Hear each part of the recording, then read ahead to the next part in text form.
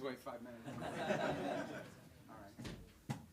Well, thank you guys for coming today to cover us and to do this event. I wanted to start, I'm going to be very brief because I just want to get to as many questions as I can. I can do English, I'll answer Spanish if you ask Spanish. And then I'll answer it in English after I answer it in Spanish. So any other languages, you know, I'll be able to do it. But those two, and then, so look, when I took over Secretary of State, I'll refer you back to the hearings we had in the Senate in January about the role I hope to play. And I believe very strongly this president was elected. One of the reasons why he was elected, very specific things, but one of the reasons why President Trump was elected is sort of an understanding among the American people that our foreign policy was in need of a complete recalibration. A recalibration because the world had dramatically changed. Many of the institutions, policies, assumptions that our foreign policy was operating under were built upon a world that no longer existed. And it required us to re-examine that. One of the assumptions that I think we had lost during this period of time, and I don't mean to make this an academic lecture, but I wanted to give you some insight into the broader thinking, as I highlighted at that hearing less than a year, almost a year ago now, is one of the assumptions was the loss of the notion of the national interest in our foreign policy. At the core, foreign policy needs to be the national interest of the United States. Now, that doesn't mean that there aren't issues and things we care about in the world, but at its core, the core principle of the national interest, the core principle behind our foreign policy needs to be our national interests. So you have to, first of all, define what is the national interest, and then you have to apply it. We defined it as we are in favor of foreign policies that make America safer, or stronger, or more prosperous. Hopefully all three, but at least one of those three. And then it requires you to prioritize. Even the richest, most powerful and influential country on earth has limited resources, has limited time. And it has to be able to dedicate those resources and time through a process of prioritization. That includes geographic prioritization. It also includes issue prioritization. And that's what we intend to do here. Then you have to have the mechanisms of foreign policy to deliver on it. In essence, you have to have a Department of State and a National Security Council and all the elements of U.S. foreign policy influence and power to deliver, to identify and then deliver on those priorities. And that's what we've attempted to do here, and I think we're well on our way to doing it. There's more work to be done. There's things we will improve upon. But generally speaking, it was the genesis behind the reorganization of the department, oftentimes applying reforms that secretaries of states of both parties, appointed by presidents of both parties, have long sought to do. And we're very proud of that going into effect and continuing to work forward. I think we generally avoided, massive disruptions to our operation, although any transition involves some disruption. But we're very happy with the way we empowered our regional bureaus, meaning our embassies and the folks at the desks here behind the regions have become more empowered and having influence over every element of our foreign policy, particularly how it's applied tactically. At the same time, one of the things we looked at is foreign aid. Foreign aid is not a separate activity of the United States government. It is an element and a tool of our foreign policy, and it should be used for the purpose of furthering the national interest. That doesn't mean we don't care about human rights. That doesn't mean we don't care about starvation. That doesn't mean we don't care about hunger. That doesn't mean we don't care about humanitarian need. What it does mean, however, is that even foreign aid, which is not charity, it is an act of the U.S. taxpayer. Now, American charities are free to give their money to whoever they want, as long as it's not a sanctioned entity. But the United States and the taxpayer money should be spent in furtherance of our foreign policy, should be spent in places and on things that further our foreign policy, and even that is not unlimited. We have a limited amount of money that we can dedicate to foreign aid and humanitarian assistance, and that has to be applied in a way that furthers our national interests, and that's what we have sought to do as well. And in that endeavor as well, we have empowered the regional bureaus and our embassies to play a dramatic role. In fact, they are not just the implementers of this. They, in many cases, are the ones that are suggesting and are leading the response. And so bringing the tools of foreign aid underneath the umbrella of our broader foreign policy has been an important and dramatic reform. Even in the midst of all that, we remain engaged around the world, including in conflicts that perhaps are not central to everyday life in America, but the president has made it a priority to be a peacemaker. And so you've seen us engaged, whether it's Russia, Ukraine, or India and Pakistan, or Thailand and Cambodia, which is an ongoing challenge, or the tragedy we see now in Sudan, or the potential for further strife in South Sudan and that falling apart. I mean, no matter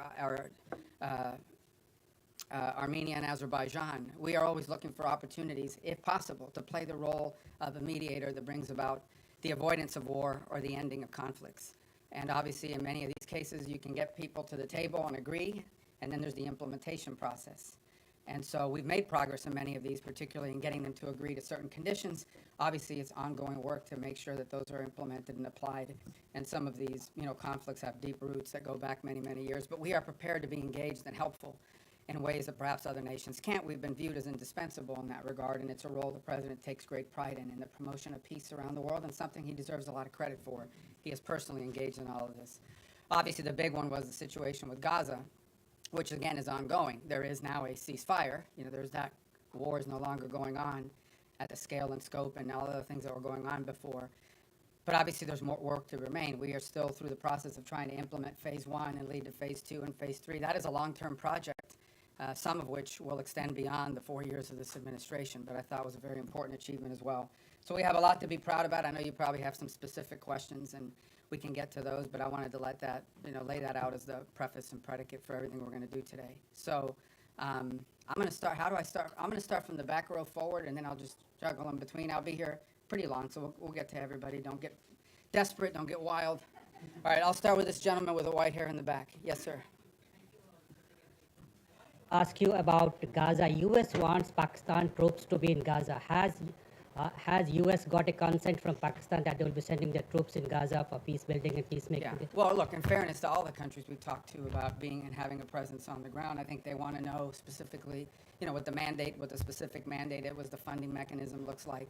So we're very grateful to Pakistan for their offer to be a part of it, or at least their offer to consider being a part of it. I think we owe them a few more answers before we can ask anybody to firmly commit.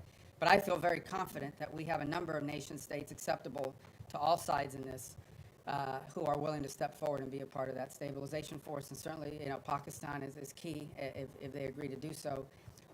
But I think we owe them a few more answers before we get there. We're trying to make a lot of progress here with I think the next step here is announcing the Board of Peace, announcing the Palestinian Technocratic Group that will help provide daily governance. And then once that's in place, I think that will allow us to firm up the stabilization force, including how it's going to be paid for, what the rules of engagement are, what their role will be in demilitarization, and so forth. Thank you. Next to you, in the back. Mr. Secretary, thanks so much for doing this. I want to start with Russia-Ukraine. You mentioned that... Easy stuff, yeah. You mentioned your efforts. There are talks going on right now, starting today and this weekend in Miami. What are your expectations from those talks? And the president yesterday made it clear he expects Ukraine to basically step up before Russia walks away. If you wake up in Odessa, if you're Ukrainian this morning seeing Russians are bombing, your city, or if you turn on TV and listen to Putin, what he says, why would the Ukrainians, ignore what the Russians are saying publicly and believe in what they're hearing? Yeah, look, there's a reason why this war hasn't ended, and that is because there's complex factors at play. I know that sounds like a throwaway line, but it's true. What we have tried to do in this entire process, and let's be clear about this. I mean, the United States is engaged in this.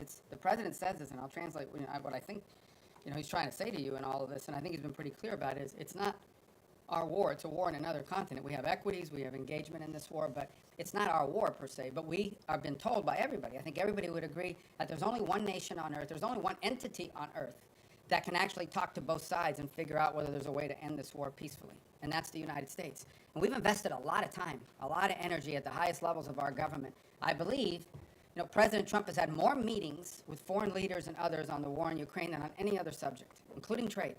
He's invested a lot of time. Steve and Jared have invested time. I've invested time. The Vice President, the Secretary of War, others, Secretary of Treasury, and more have invested a tremendous amount of time and energy in this. And what we're trying to figure out here is what can Ukraine live with and what can Russia live with, sort of identify what both sides' positions are and see if we can sort of drive them towards each other to some agreement. Wars end generally in one of two ways. Surrender by one side for another, or a negotiated settlement. We don't see surrender anytime in the near future by either side, and so only a negotiated settlement gives us the opportunity to end this war. A negotiated settlement requires two things: both sides to get something out of it, and both sides to give something. And we're trying to figure out what can Russia give and what do they expect to get, what can Ukraine give and what can Ukraine expect to get. In the end, the decision will be up to Ukraine and up to Russia. It will not be up to the United States. So that's the role we are trying to play in this. And that's why you see so many meetings going on. This is not about imposing a deal on anybody. It is about determining what both sides expect and need to have and what both sides are prepared to give in return for it, and figuring out whether we can have those two overlap. And of course, that takes a lot of time and a lot of hard work. it can't generally be done in the media or in press conferences. I think we've made progress, but we have ways to go, and obviously the hardest issues are always the last issues. Yes, all right, I'm going to go to the next row, that gentleman right there with the glasses. Well, right behind you, because you're not the next row, that's the next row, right there, yes. I'd like to ask how you Oh, I'm view. sorry, I didn't, okay, well, go ahead, you can start. I thought I hadn't seen you, I'd seen him, but you can go, because you're first on that row. So. Okay, great. Thank you so As much. a well-oiled machine, ladies and gentlemen, so go ahead, I'm sorry, man. Thanks. I'd like to ask how you view recent escalation of tensions between Japan and China. You've been known for your tough rhetoric towards China over the years. Do you condemn China's recent provocative actions against Japan? You know, I think I've been nice to China, you know, in terms of the work we have to do with them. And, I mean, I had another job. My job now is I represent the President of the United States in the United States in foreign diplomacy, and I think we've made good progress with the Chinese. The Japanese are a very close ally of the United States. I think these tensions are pre-existing. We understand that's one of the dynamics that has to be balanced in that region, and I believe that we feel very strongly that we can continue with our strong, firm partnership and alliance with Japan and do so in a way that continues to allow us to find productive ways to work together with the Chinese Communist Party and the Chinese government. Look, there'll be tensions, there's no doubt about it. I mean, at the end of the day, you know, China is and it will continue to be a rich and powerful country and a factor in geopolitics. We have to have relations with them, we have to deal with them, we have to find the things we are able to work together on, and I think both sides are mature enough to recognize that there will be points of tension now and for the foreseeable future. Our job as part of responsible statecraft is to find opportunities to work together, because I think if there's a global challenge that China and the U.S. can work together on, I mean, I think we can solve it. And there'll be points of tension. We well recognize that, and our job is to balance these two things. I think both sides understand that. And I think we can do that without imperiling or in any way undermining our very firm commitment to our partners in the Indo-Pacific. That includes not just Japan, but South Korea, and obviously if you extend further out, you know, I don't want to leave anybody out, but India and Australia and New Zealand and all the other countries. And we also have growing and burgeoning relationships with countries like Vietnam and even Cambodia that we really haven't had, you know, very close contacts with historically. But we've talked to them a lot lately, obviously through the context of the conflict going on with Thailand, but also to figure out opportunities to work together strategically. And I say Thailand, of course, we've had a very long and strong strategic alliance with them for many years. All right, now, yes, sir. Thank you. Gracias, señor secretario. Dos puntos concretos en español. Bajo esta lógica hemisférica, ¿han considerado ampliar la presión más allá de Venezuela o Colombia a regímenes como los de Nicaragua o Cuba? Y segundo, esta semana en el Congreso se denunciaba que México está mandando decenas de buques petroleros a Cuba con la preocupación de que eso financia la dictadura. ¿Debería México reconsiderar esta política de asistencia al régimen cubano? I'm going to answer in Spanish, if that's okay, guys, and then I'll do it in English as well. And does somebody do closed caption on that? Can they do it? It doesn't matter, because I'm going to say the same thing in English. Mira, la amenaza más importante que existe en la región es estos grupos terroristas criminales. Es la amenaza que enfrenta a Colombia, la amenaza que enfrenta el hemisferio entero, pero es la raíz de la violencia en Ecuador, en México, en toda Centroamérica, en todos estos países. Es la amenaza más primordial de la región. Entonces tenemos gobiernos que cooperan en nuestros esfuerzos en contra de eso. Panamá, Costa Rica, Ecuador, El Salvador, la República Dominicana. No dejo a nadie fuera, pero son muchos que cooperan. Tenemos y seguimos teniendo muy buenas relaciones con los equipos de seguridad de Colombia. Entiendo que el presidente de Colombia es una persona inusual, pero encima de eso tenemos, al nivel institucional, tenemos muy buenas relaciones y con México. El gobierno de México está haciendo más en este momento en el tema de seguridad que jamás en su historia. Queda mucho por hacer, pero tenemos cooperación. En el tema de Venezuela no tenemos eso, tenemos un régimen ilegítimo que no simplemente no coopera con Estados Unidos, sino coopera abiertamente con elementos criminales. Por ejemplo, el ELN y la FARC operan abiertamente desde territorio venezolano. Entidades de narcotráfico operan abiertamente y con la cooperación del régimen de Maduro para mandar drogas como cocaína a Estados Unidos a través del Caribe, creando una situación muy grave de seguridad en muchísimos países, inclusive Trinidad, República Dominicana, etc. Así que Estados Unidos lo que simplemente está buscando es la seguridad del hemisferio, que incluye, por ejemplo, Haití también. Y no hemos visto enfocado en eso. Obviamente los esfuerzos en contra de los barcos narcotraficantes saliendo de Venezuela han recibido mucha atención. Lo que no se habla lo suficiente, lo que estamos haciendo también en el mar Pacífico, donde hay esfuerzos andando también. La diferencia es que ahí tenemos la cooperación de gobiernos amigos. Lo que no se está hablando es lo que estamos haciendo junto con los mexicanos. Lo que no se está hablando es lo que estamos haciendo para crear una fuerza de estabilidad antipandilla dentro de Haití. Lo que no se está hablando es toda la cooperación que existe con todos estos gobiernos para llevar a cabo esta guerra en contra de estos elementos terroristas, criminales, que operan abiertamente dentro de nuestra región y que amenazan los estados de esta región. La buena noticia es que este nuevo año nos va a traer más gobiernos en el hemisferio que están dispuestos a cooperar en países como Bolivia, en Chile. Obviamente ya tenemos grandes amistades en lugares como Paraguay y Argentina. En fin, la reelección del presidente en Ecuador, la cooperación que existe en muchos países y esperemos poder ampliar esas relaciones con otros países también. Así que el esfuerzo se trata de eso y en eso estamos enfocados. Y obviamente tenemos que determinar cuáles son las fuentes de inseguridad en la región. Y esa fuente, la razón por la cual Venezuela ha recibido tanta atención, es porque Venezuela es un país que no simplemente, es un régimen ilegítimo, que no simplemente no coopera con nosotros, sino abiertamente coopera con elementos criminales y terroristas, incluyendo Hezbollah, Irán y otros. Y obviamente estos grupos narcos que operan abiertamente desde ahí. You know, the question that and it's a question many of you might have as well, is when it comes to the Western Hemisphere, the single most serious threat to the United States from the Western Hemisphere is from transnational terrorist criminal groups, primarily focused on narco trafficking, but they're in all sides businesses as well. So the good news is we have a lot of countries in the region that openly cooperate and work with us to confront these challenges. Mexico, their level of cooperation with us is the highest it's ever been in their history. Throughout Central America, for the most part, except for maybe Nicaragua and to some extent Honduras, we've had great cooperation from Ecuador, from El Salvador, from Ecuador being in South America, but across the Pacific coast where we're also undertaking efforts. Guatemala, Costa Rica, Panama, these are all nations that cooperate with us openly in search of stability in the region. You move to the Caribbean basin, in Trinidad, in Guyana, in Jamaica, in the Dominican Republic, countries that openly cooperate with us. Even Colombia, despite its unusual president, has institutions in that country that work very closely with us, and those ties remain unimpeded and unaffected. So all of this is very positive. There's one place that doesn't cooperate, and it's the illegitimate regime in Venezuela. Not only do they not cooperate with us, they openly cooperate with terrorist and criminal elements. For example, they invite Hezbollah in Iran to operate from their territory. But they also allow the ELN and the FARC dissidents not just to operate from inside of Venezuelan territory, to control Venezuelan territory, unencumbered, unimpeded. On top of that, we know that they are in cahoots with drug trafficking organizations. It's not just that they don't work with us against these organizations.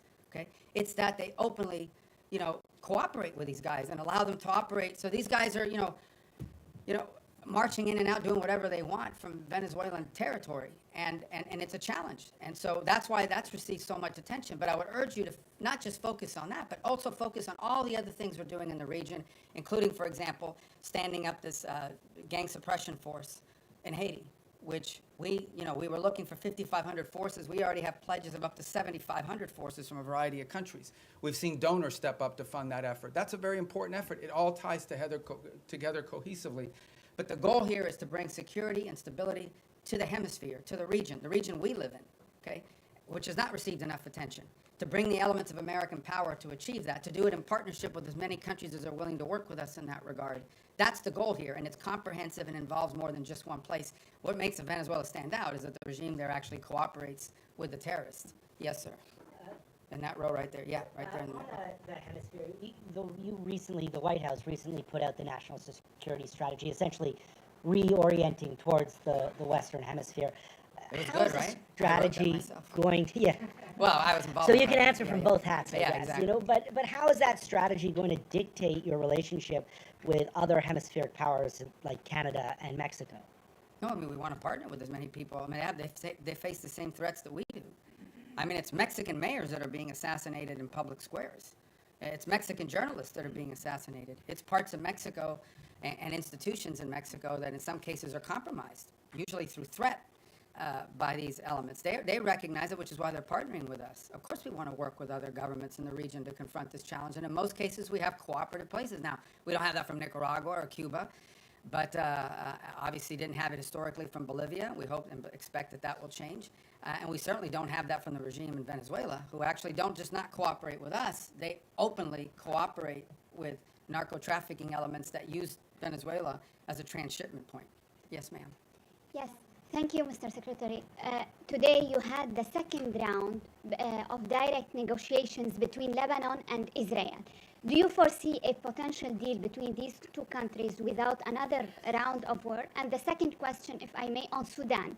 We know, Mr. Secretary, it's a civil war, but also there's a regional factor here. Where the U.S. Regional what, I'm sorry? Factor Okay, in this yes. war.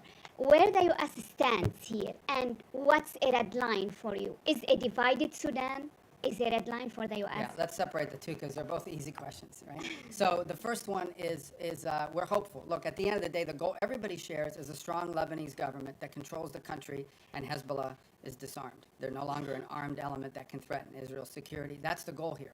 And we have tried to, in a cooperative way, to do everything we can to empower the Lebanese government to have the ability to do that. And so I hope that's what these talks are aimed towards, and we'll be supportive in every way we can to achieve that outcome.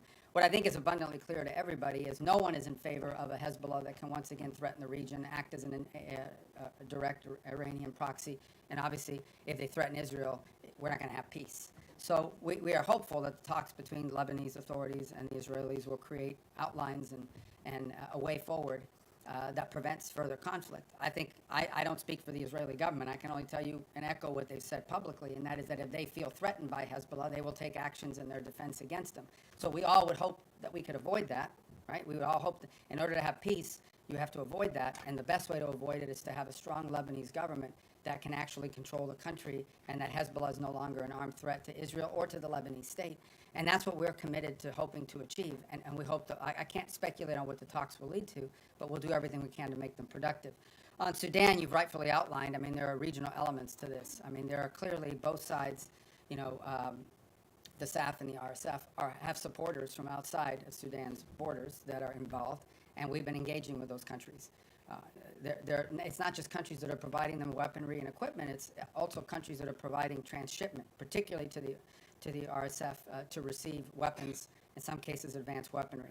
Our goal right now in the short term, and what we've emphasized to everybody, including in my calls with leaders in the UAE, leaders in Saudi Arabia, we're very engaged in that. Our special envoy, Massad Boulos, just returned from the region, meeting with the Egyptians, with the Saudis, with the UAE, and others. We've also been in collaboration with the UK on some of this. Our goal, the immediate goal we have, is a cessation of hostilities, okay, a humanitarian truce going into the new year that allows humanitarian organizations to be able to deliver aid to the people in great distress. Right now, that's not possible. We are hearing and continue to see reports of humanitarian convoys actually being struck on their way in. And so you can just imagine what's amazing to us is these convoys are struck and the rest of the convoy continues. That's how committed these groups are.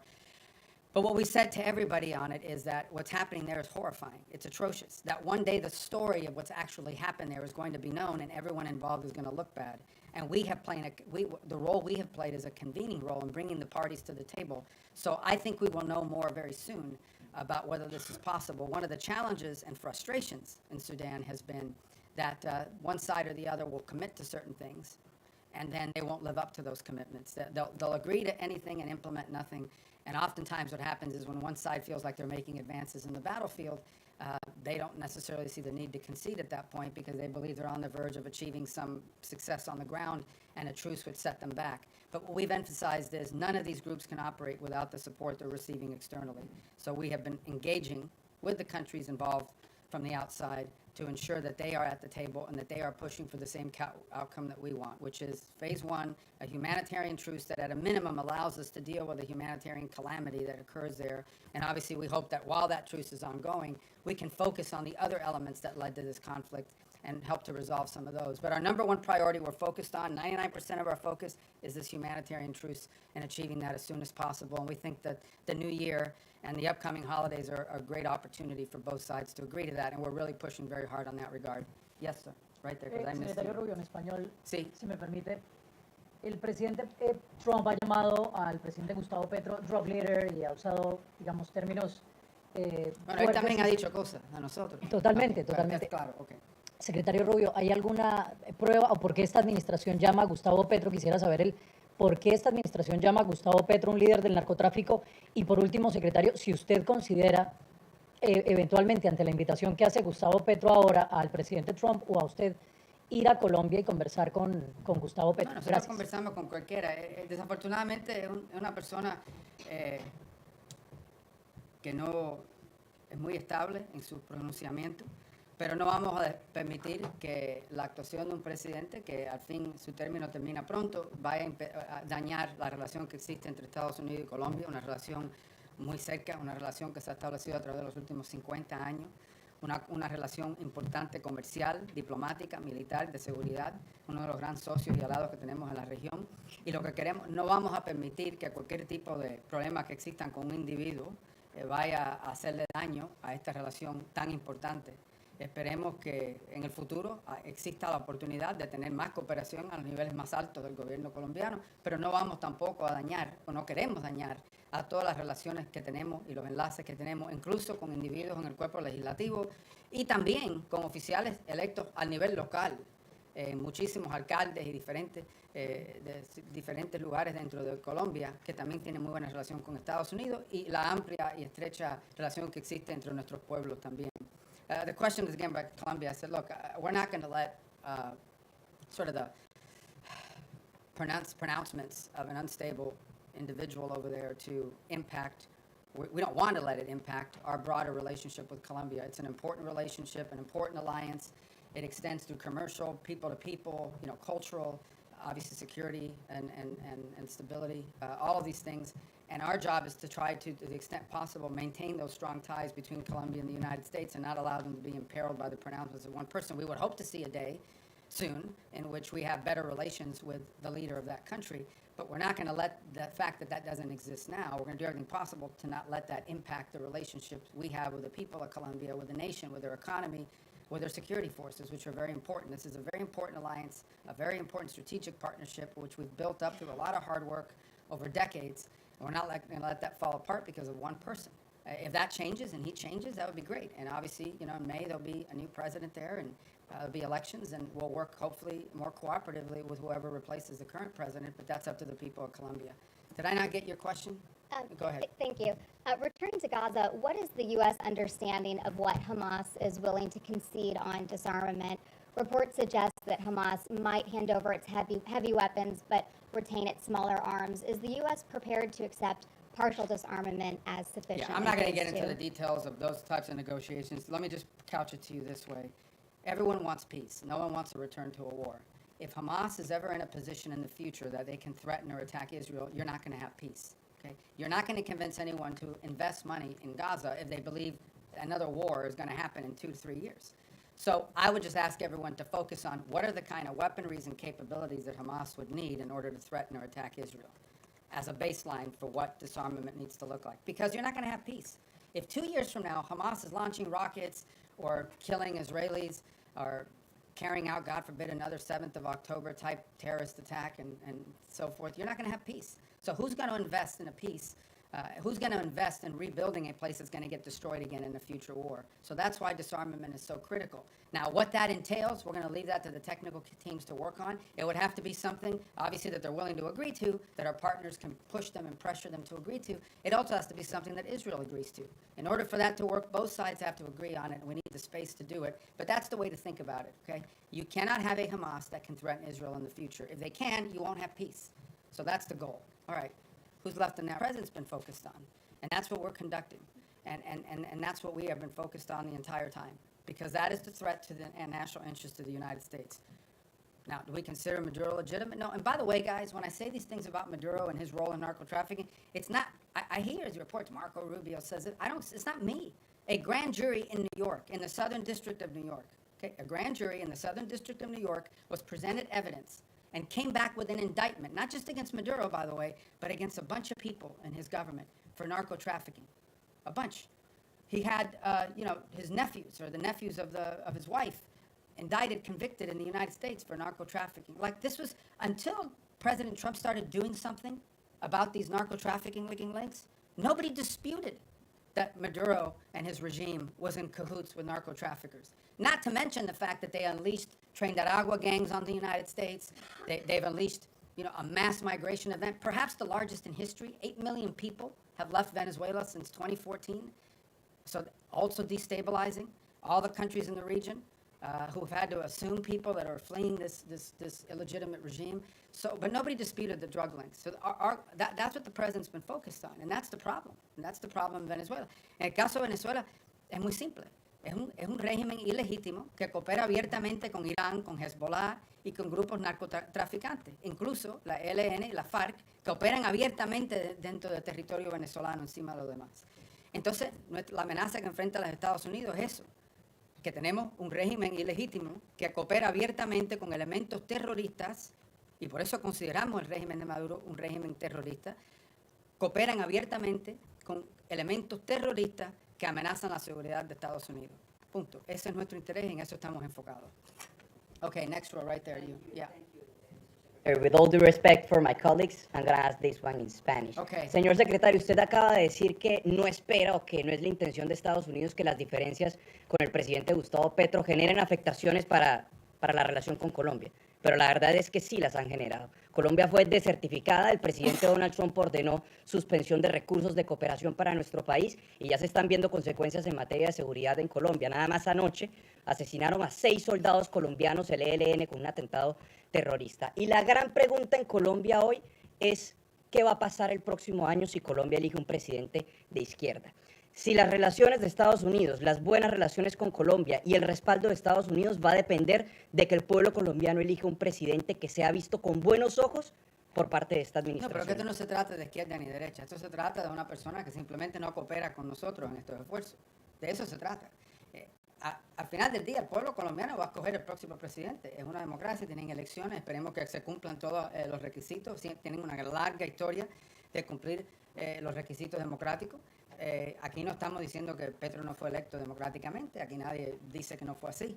Pero en fin, esto no se trata de izquierda ni derecha, se trata de tener en poder un presidente que coopera con nosotros. Obviamente, sin duda, la postura que era tomada en contra de Estados Unidos ha afectado a nuestra relación, no hay duda de eso ninguna. Estamos tratando de limitar eso lo más posible, pero también tenemos intereses que tenemos que proteger.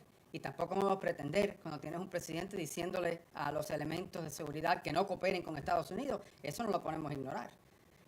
Pero por otra parte, entendemos que tenemos dentro del sistema colombiano, incluso al nivel legislativo, en el Congreso, en el Senado, también alcaldes y otros líderes políticos de ese país que sí quieren buenas relaciones con Estados Unidos, y incluso líderes que no son de derecha, que son de izquierda, pero que entienden la importancia de esa relación. Pero esto no se trata de ni izquierda ni derecha, se trata que si va a cooperar con Estados Unidos o no. Tenemos una larga historial de cooperar con Colombia, que fue un ejemplo y un modelo para la región, y ahora tenemos algo un poco menos, que es lamentable. Ojalá que eso cambie. The question was about whether the U.S. relations to Colombia is dependent on whether they elect a leader that's center-right or center-left. There's nothing to do with left or right.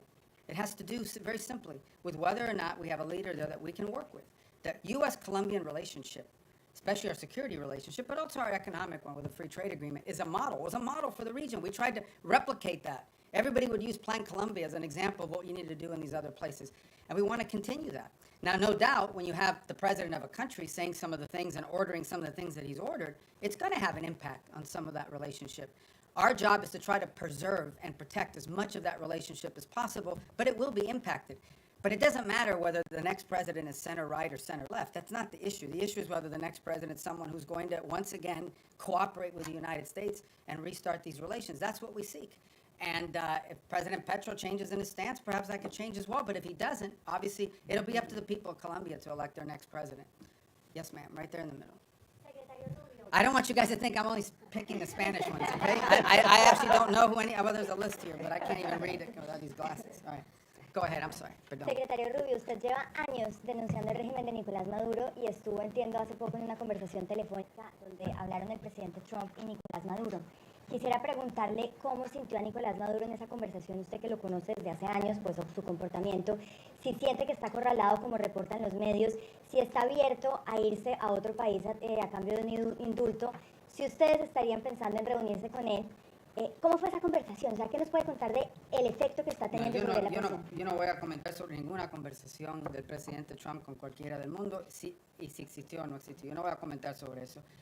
Voy a repetir lo que he dicho ya. Esto se trata de algo muy simple. Y esto se trata de los intereses nacionales de Estados Unidos. Y hay una amenaza regional que existe. Y en el caso de Venezuela no tenemos cooperación. Para empezar, que es un régimen ilegítimo. Segundo, que es un régimen que no coopera, es antiamericano en todos sus pronunciamientos y actuaciones. Y tercero, es un régimen que no solamente no coopera con nosotros, sino abiertamente coopera con elementos peligrosos, terroristas y criminales. Incluso ellos mismos lo son. Entonces es difícil llegar a un acuerdo con terroristas que están abiertamente cooperando con estos elementos peligrosos que amenazan la seguridad de Estados Unidos. Encima de eso no voy a especular más. Pero va a haber guerra, secretario, porque ahorita en Colombia todo el mundo se está levantando en Venezuela con la posibilidad de que haya una guerra entre Estados Unidos y Colombia. Nosotros estamos ¿Puede protegiendo el interés nacional de Estados Unidos. Yo creo que, en fin, ese es nuestro derecho. Y también le diré que en Colombia debe haber mucha preocupación, que ha habido un ataque el día antes de ayer, o fue ayer, de ELN, o la FARC, creo que fue ELN, y ¿de dónde operan ellos? Abiertamente, de territorio venezolano, abiertamente, como si fueran un país soberano, operando abiertamente dentro del territorio venezolano. It's the same question, guys, and that is, the bottom line is very simple. Our interest in Venezuela and in the region is the national interest of the United States, and in Venezuela we have an illegitimate regime that not only does not cooperate with the United States, but openly cooperates with narco-terrorists and others who threaten the national security of our country. The gentleman in the middle. I'm going to try to get to everybody, I promise. But you guys, by then, your questions will be Thank you, more Mr. Secretary. specific.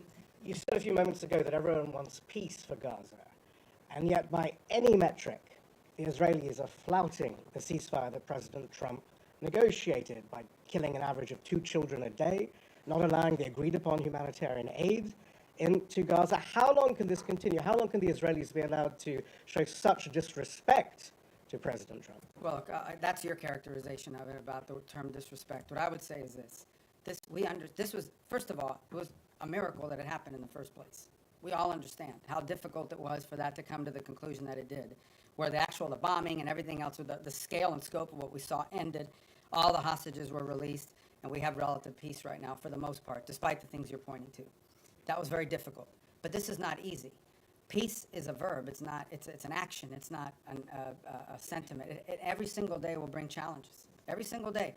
We also have had instances, for example, over the last couple of weeks, where Hamas elements emerged from a tunnel, attached an explosive device to the side of a vehicle, and injured and almost killed Israeli soldiers. We still have this threat. We still have and see every single day Hamas openly taking steps to strengthen themselves within inside of those places in Gaza that they still control. We saw early on the atrocities they were committing in the streets against people as they were trying to show people how strong they were. So I don't think I'm standing here to tell you this is going to be easy. This is an hour-by-hour, day-by-day challenge. It's one of the reasons why we have stood up this center there in operating in Israel, in partnership as well with another cell that exists in a regional country. It's why every single day there are meetings among both intelligence, diplomatic, and military officials of multiple countries that help bring about this deal to manage this. And that's why it is so critical. It is so critical and so key that we move to complete this first phase, that we move to put in place the board of peace, get everybody agree to be a part of it, move to put in place this Palestinian technocratic organization so that they can begin to provide some governance structure, and move to put in place the stabilization force. That's the goal here, but it's not going to be easy. Every day will bring new challenges to that, and we recognize those challenges are coming from all sides. Very quick follow-up there, but who's going to want to be a part of a stabilization force if Israel is effectively using Gaza as a free fire zone? Well, these are the things that we're working through right now. That's why it didn't happen yesterday. That's why we didn't, I don't mean yesterday literally, that means why we're not there yet. This is the hard work of diplomacy and peacemaking. Peacemaking isn't just signing a piece of paper, it's actually complying with it.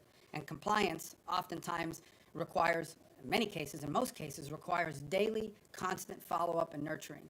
So that is why we are in such a hurry, and I say as a priority, to get to this point where we have the stabilization force in place, overseen by the Board of Peace, and ultimately a Palestinian technocratic entity that can increase in its capability to provide governance. The stronger they are, the weaker Hamas will be in terms of threatening Israel, and I think the more security Israel should feel and the less need for some of these things to happen. But no one's claiming this is going to be easy. We have to work on this every single day. We have people in this building and deployed abroad. This is all they do. 24 hours a day, day after day, elements of the State Department, the Department of War, and all other agencies, including Jared and Steve, and even myself, who talk or do something about. There isn't a day in the last, this was signed 2 months ago, that I haven't had to do something with regards to making progress on the phases of the ceasefire. Yes, ma'am. Right next. Thank you, Mr. I'm sorry. Secretary. I'm going to get to you. I'm coming. See, I'm going down the rows like this. Thank you. So right behind you, 'cause I'm still in that row. Thank you, Mr. Secretary, and thank you for having the Has briefing. anyone ever done this where they go like all the rows? No. You're going to look so good to your editors. No? All right, go ahead. Caroline Lumetta with World News Group. Several faith-based organizations have been calling on the administration to reopen the U.S. refugee admissions program, particularly for religious minorities facing persecution. That includes Afghanistan, Syria, Iran.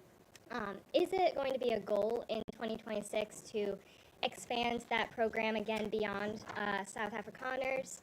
Yeah, so here's the problem, okay? In the last 4 years, we had a flood of people enter this country through a variety of means. So that's what we confronted. We have to stop that, and we did. We've been successful. You see the border secured, the number of illegal entries has completely collapsed.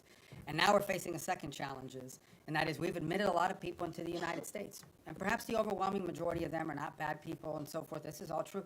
But there are people, we know, okay, for a fact, there are people in this country who got in through some form of vetting that was wholly insufficient. And we've seen tragic evidence of that very recently, including people that we claim to have vetted. So, why does that happen? Because there are some places where you can't vet people. You can only vet people on the basis of information you have about them. But that information is oftentimes dependent on whether there's some local authority that actually has any information about them. Okay, so that is the challenge we're facing, which is why the president has sort of put a stop to all of these things until these systems for admitting people into our country can be improved. But I think everyone would understand that after a flood of 15 to 20 million people into our country, almost unrestrained in some extent, over the last 4 years before taking over in January of this year, there's a desire in our country to put a stop to that until we can fix these processes to ensure that not only do we know who's in the country now, but in the future, we're not going to face some of these challenges that we faced in the past. So, look, the United States remains the most generous country in the world when it comes to legal immigration. This year alone, close to 1 million people will enter this country legally and have their green card and go to work. But we do have a right, like every sovereign country does, to know who you are, why you're coming, what you've done in the past, and what we think you might or might not do in the future. We have a right. We have a right to make sure that you're not going to come to this country and pose a burden on our social safety network. All of these things are rights of sovereign countries. A bunch of sovereign countries in the world do it. Most of the countries in the world have far more restrictive immigration policies than the United States has ever had. But we are in a special period right now. This is not like business as usual. This is, right now, we are less than a year removed from the most reckless migratory incompetence in American history, where a flood of people and mass migration events entered the United States. And they can claim all they want that they vetted people. This is just not true. Some of them were cursory vetting, and in some cases, you couldn't vet them because the countries or places they came from had no documents upon which they could be vetted on. So that program will be studied, and it will not be restarted at the scale and scope it was until we are comfortable that it is one that we know everyone who's coming in and who they are and whether they meet the criteria for admission to the United States. Do you Yes, have ma'am. any sort of Thank you timeline so for much, that? Mr. Secretary. A follow-up on the conversation between President Trump and Maduro, because the day after the conversation, the president said he was going to be meeting that gentleman very soon. Is this still being considered? Is the president still considering that? Is still a chance for diplomacy on Venezuela?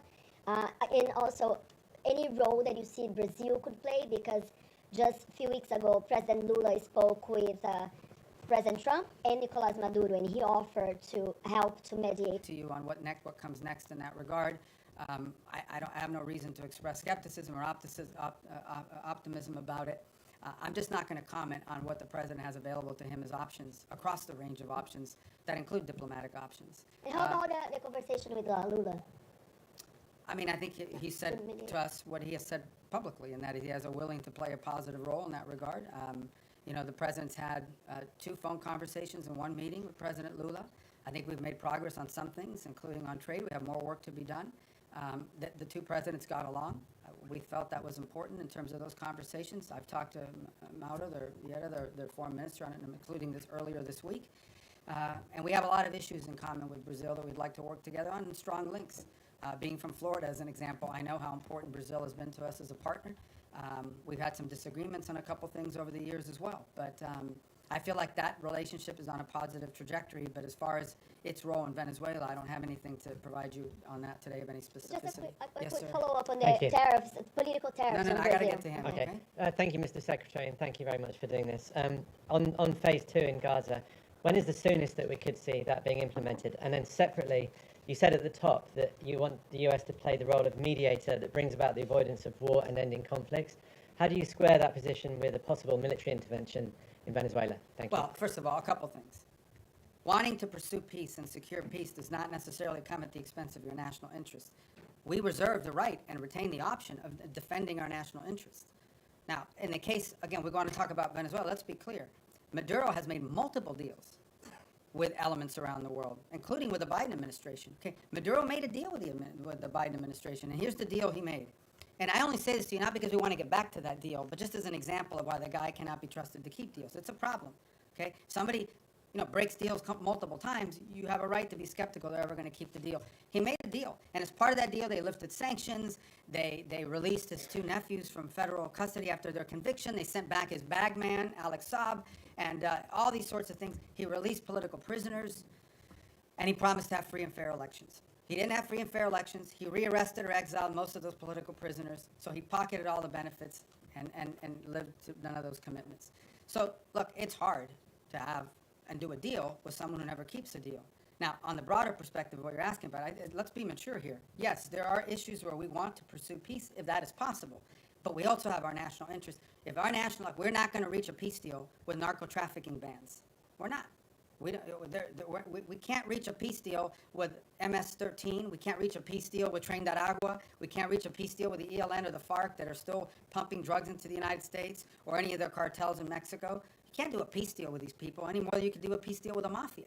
So I think it's important to understand that's different between warring factions and nation states around the world where we feel like maybe we could act as a bridge to bringing about the differences. But when you're talking about things that directly implicate the national interest of the United States, and no one can argue that transnational criminality and terrorism in our hemisphere is not a threat to the national interest of the United States, we reserve the right and have the right to utilize every element of national power to defend the national interests of the United States. And no one can dispute that. And every country in the world reserves the same option. We just simply have more power than some of them do. And phase 2, Gaza? Oh, phase 2 Gaza, yeah. I mean, we got to complete phase 1 to get to phase 2. That's why we're working every day to get there. Look, guys, if this stuff was easy, it would have been done already a long time ago. This is a complex situation. No one would dispute it, but it's important.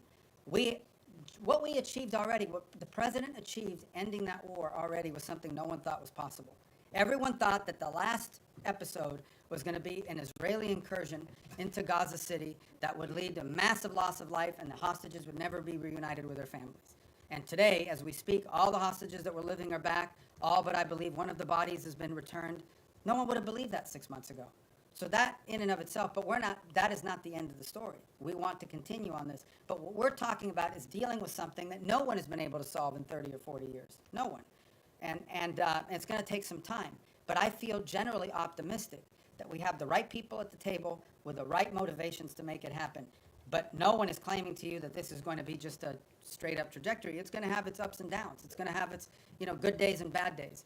The important point is that the momentum and the trajectory on it is a positive trajectory, and we're investing, high levels of our government every day in trying to make that happen, but we can't do it alone. We have all these other partners that we have to include. So I would focus you on, let's get the board of peace in place and announced. Let's get the technocratic Palestinian group in place, and then let's get the stabilization force in place, and then we can move on to the other elements, the phase 2 and phase 3 of the plan, that hopefully will be what will be enduring. And the work of putting phase 2 and phase 3 in place is going to extend far beyond the next 3 years. I mean, this is a generational commitment, but we want to leave those pieces in place for the next administration to continue to build upon, even as we achieve phase 1 and parts of phase 2 during this administration. Yes, ma'am. Yeah, Mr. Secretary, some of your former Democratic former Senate colleagues who considered you one of their most trusted bipartisan partners have, since you joined the Trump administration, accused you of abandoning some of your former principles and positions. And 3 or 4 have said they regret voting for you. I had 99 votes. I could have spared 4. What's your response to that? And more importantly, how do you think about building and maintaining bipartisan consensus and cooperation on foreign policy at this moment, especially because that will be necessary to sustain President Trump's legacy after he leaves office. I mean, we live in a very different time, unfortunately. I engage with senators, for example, from both parties. We saw a bunch of them the other day all the time. And obviously, but politics today is very different than it was 10 or 20 years ago. It just is. I'm not in that anymore. I'm no longer in a political office, but I know political offices. I served 14 years in the Senate, and politics is real, right? I mean, there's also not a lot of benefit to a Democratic senator saying what a great guy Marco Rubio is in this current political environment, or anyone in the Trump administration for that matter. So all I will tell you is I get up every day, we go to work, we get work done, we do cooperate and work with. They don't always agree with everything we're doing, but I have a lot of people in the Senate, particularly chairmen of key committees that we interact with. There's things people can say and do in the public that because of politics in private that they can't say or do in public. But I don't know what else to comment on that other than one more point, and that is, I think this is important. I think people have lost sort of their mindset here a little bit, okay? The foreign policy, the State Department is not its own government, okay? The Secretary of State is not its own government. I'm appointed by the President, confirmed by the Senate, and then, or nominated by the President, confirmed by the Senate, and then appointed by the President. But at the end of the day, the person the people of the United States elected to be the President of the United States and the Commander-in-Chief is Donald J. Trump. That's who they elected. And my job, and the job of the people in our administration, is to implement the President's foreign policy. We provide advice, we provide counsel, but ultimately our job is to take what the President wants to do, take his vision, and implement it. Come up with options for implementing the President's vision. That's my job today. When I was a senator, I represented the state of Florida. Today, I am the Secretary of State for Donald J. Trump, the President of the United States, and my job is to implement the President's foreign policy, provide advice, provide counsel, provide ideas, provide for opportunities and ways in which his foreign policy can be implemented. But in the end, our job is to implement that. And why people think that somehow foreign policy can be divorced from our republic, that's not the way our Constitution works. The Constitution does not say you elect the President of the United States and then you put in place a State Department to undermine the President if the person who's the Secretary of State doesn't agree with him. That's ridiculous. That's stupid, really. And I don't know why anybody would think that. So that's the job I have, and that's the job I'm proud to do. I think we've made a lot of progress. We have a lot more work to do. All right, on our row right there from Italy, right? I know you from the... Yes. Do you cover us now, or are you on Capitol Hill still? No, everything. Both. So you're like a Hill one-man and bureau for the as whole well thing. as All right. here. You're like me, you have two jobs. Good. Yeah. All right, thank you, Mr. Secretary. So the United States, on one hand, are mediating with Russia to end the war in Ukraine, but on the other hand, the Russian foreign minister yesterday or the day before said it would be a fatal mistake from the U.S. To block the oil tanks from Venezuela and trying to overthrow the Maduro regime. So what kind of what's the assess that you're doing, and are there any safeguards in place to avoid escalation with Russia? And then I have another question about the Hezbollah, sir. Yeah, we're not concerned about an escalation with Russia with regards to Venezuela. I mean, we've always expected them to provide rhetorical support for the Maduro regime. I think they have their hands full in Ukraine. And if he's watching, Sergei, Merry Christmas. But at the end of the day, I expected them to say what they were going to say. The rhetorical support, we understand what that's at. It's not a factor in how we consider this whole thing. And then, if I may, about the Hezbollah, I know you already answered, but I wanted to ask you if the U.S. administration is considering a broader military support involving also potential Arab partners, not only in providing weapons, but also going to the field to disarm the Hezbollah if the diplomatic talks will fail. Well, I've not heard anyone sort of suggest that at the level of detail that you've talked about. I think regionally, for example, if you talk to the Syrian authorities, they're very concerned about Hezbollah. I think most of the countries in the Gulf region view Hezbollah as an agent of Iranian influence and Iranian action. But as far as what you're discussing, which is sort of a coalition of armed units going into Lebanon to disarm Hezbollah, I've not heard that proposed by anybody. Perhaps you have, but I haven't, and that's not certainly something we've been... Senator Graham. Oh, okay. Was talking about it at the my former Congress. colleagues, yeah. Well, you should ask Lindsey about how he's going to put that together, because, but we just haven't heard it. I'm not saying you may not hear that one day in the future, but I think what is clear, and I think maybe perhaps what Lindsey is speaking to, is that it is clear that if you talk to leaders in the region in all of these countries, they all have the same goal, perhaps not, which is to ensure that Hezbollah can no longer play the role that they've played in the past, not just threatening Israel, but being an agent, an open agent, really a proxy of Iranian influence in the region. All Thank right. you. Next. I didn't get to you. Oh, I'm in the new row. Okay, go ahead. Okay, thank you so much, sir. You have previously said in the past that you and the administration are committed to fixing the backlog of visas for foreign-born priests and other religious workers, whether that be through the Religious Workforce Act, or through maybe a standalone process. Is there any update you can give on the status of that and what's being done to Yeah, I think we'll hopefully have more fix to this announce issue? on that early next month. Yeah, early next month. Okay. We've worked closely with a lot of the religious authorities to do that. Obviously, depending on the denomination, we're not discriminating in favor of one versus another. Some denominations are more professionalized in terms of what they're able to provide us with and sort of information versus others. Some of it depends the country they're coming from, because, we have to be careful not to be waiving, we have country-specific requirements depending on the country they're coming from. But I think we have a good plan in place to put that into effect. And I know we've worked with a number of denominations in that process. Obviously, one of the big users of that system is the Catholic Church in the U.S., and so we've worked with the Conference of Bishops, and I think we're going to get to a good place. We don't have it ready yet. All this takes time to put together, but we're moving quickly, and I think we'll have something positive about that at some point next month, hopefully in the early part of next month. Thank you Yes, so sir. much. Thanks, Mr. Secretary. White House Chief of Staff Susie Wiles said that the U.S. would need congressional approval to conduct ground strikes in Venezuela. Do you share that view? And on your response today on regime change, Wiles already acknowledged that the point of the boat strikes was to pressure Maduro, i.e. have him leave. Why not just acknowledge that this is a regime change? Do you have the quote she said? That this is No, but do you have the quote? to cry uncle. I Yeah, believe so, is the okay, quote. so cry uncle, all right? I guess in Spanish you would have to say tío. But I think, I don't know how that, you can interpret any way you want. But at the end of the day, it is clear that the current status quo with the Venezuelan regime is intolerable for the United States. The status quo, that they operate and cooperate with terrorist organizations against the national interest of the United States. Not just cooperate, but partner with and participate in activities that threaten the national interest of the United States. So yes, our goal is to change that dynamic. And that's why the president's doing what he's doing. Change that dynamic by ensuring that no one wants to get on drug boats anymore. People were just going out there, openly without any fear of the reaper. And now I think people understand, like, it's not a good idea. By the way, we haven't had a strike in the Caribbean basin in almost 5 weeks. Do you know why? It's not because we stopped looking. It's because no one wants to get on a boat anymore and do that. So it's been effective at cutting that down. Now there's been strikes in the Pacific. So the bottom line is that, sure, our goal is to, what's the point of doing something? But the change, people want to focus on regime this and this and that. The goal here is very simple. The national interest of the United States. The President of the United States was elected to protect the American people, to protect America.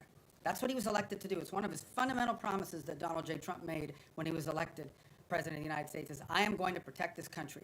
Protect us from what? From the threat of terrorism, from threats to our economy, and from threats the drug organizations and these terrorist organizations pose against the United States. And if you are an ally, a friend, a partner, or cooperate or participate in activities that threaten the United States, you're going to have a problem with President Trump. I think the only shocking thing here is that a lot of people say that. People run all the time for office. I'm going to take on the cartels. I'm going to do this. He's actually doing it. He's not doing anything he didn't say he was not going to do during this campaign. He said he was going to go after the cartels. And now he's going after the cartels, and everybody's shocked. Don't be shocked. This is a man who was elected president because he says, and then he does. He doesn't just say and then forget about it. In congressional approval on land strikes, do you think that the United States does need to go to Congress in order to conduct land strikes in Venezuela? Well, look, I'm not going to speculate about things that haven't happened and may never happen. I'm not going to speculate on that. All I'm going to tell you is that, two things. And I remind Congress all the time. By the way, I was very consistent on this position because it was my position when I was in the Senate. Number one, no administration, Republican or Democrat, has ever accepted the War Powers Act as being constitutional. That said, multiple administrations, including this one, have sought congressional approval and or certainly congressional notification of actions taken. Why? Because American action is always strongest when it has the buy-in and the participation of a broad set of actors. Now, given our current political climate, that's not always easy because we do have people today in politics that are against everything that President Trump is for. It doesn't matter what it is. It doesn't matter if they themselves had the same position. If it's President Trump's idea, they're against it reflexively. Okay? That's the nature of the current climate in our politics. But I can tell you that to this point, nothing has happened that requires us to notify Congress or get congressional approval or cross the threshold into war. We have very strong legal opinions. We have now briefed Capitol Hill 23 times, 23 briefings, bipartisan briefings on Capitol Hill. I have personally participated in 6 of those 23 at the highest levels of the committee, but then the full House and then the full Senate, which, by the way, are always interesting. Okay, get it. I've been there before, okay? So I was part of this thing in the past as well. But you do this briefing, you answer all their questions, and then they go out and tell people, we heard nothing, we saw nothing, that we were pleased with. They already had their answer before they went in, but we do them anyways. And we continue to do them. Not to mention the individual calls I've had with leaders in Congress, and I'm not going to disclose what those are. So everybody over there knows what we're doing, they know why we're doing it, and we've kept Congress fully apprised, and we'll continue to do so. Yes? Thank you, Mr. Secretary. The settlers' violence is rampant in the West Bank. The what is, I'm sorry? The settlers, Yes. the Israeli settlers' violence in the West Bank is being escalating, is increasing. Also, Israel is building around 20 settlements unit. Doesn't this undermine your own effort in the peace process? And also, if I may, on Gaza, the humanitarian situation is dire. The babies have been frozen to death because of the weather. Tents have been flooded. Is this anything that the United States can do to alleviate the suffering of the civilians in Gaza? Yeah. In the case of the West Bank, we have, and you've seen our embassy even has put out statements and comments about specific incidents there that we're concerned about, that we do think, create a point of strong friction in the broader effort. And our own embassy, and Ambassador Huckabee has spoken to this as recently as a couple weeks ago, very firmly, I believe. And so we'll continue to communicate that as we have and make our opinion known in regards to its impact on the broader challenges. In the case of humanitarian, absolutely. I mean, this is the reason why that group is set up there every single day. We've been successful at opening new corridors. We want to continue to see that increase. We want to continue to see the flow of aid increase into those parts of Gaza that are still under Hamas control. But it also goes back, not to sound like a broken record, to why it is so critical to have the border peace put in place and the Palestinian technocratic group put in place. Because that allows us now, when you have this technocratic Palestinian group in place and a stabilization force to provide security, it now allows us to have someone we can work with to turn over the humanitarian aid to and have them be the ones that help distribute it along with these international partners.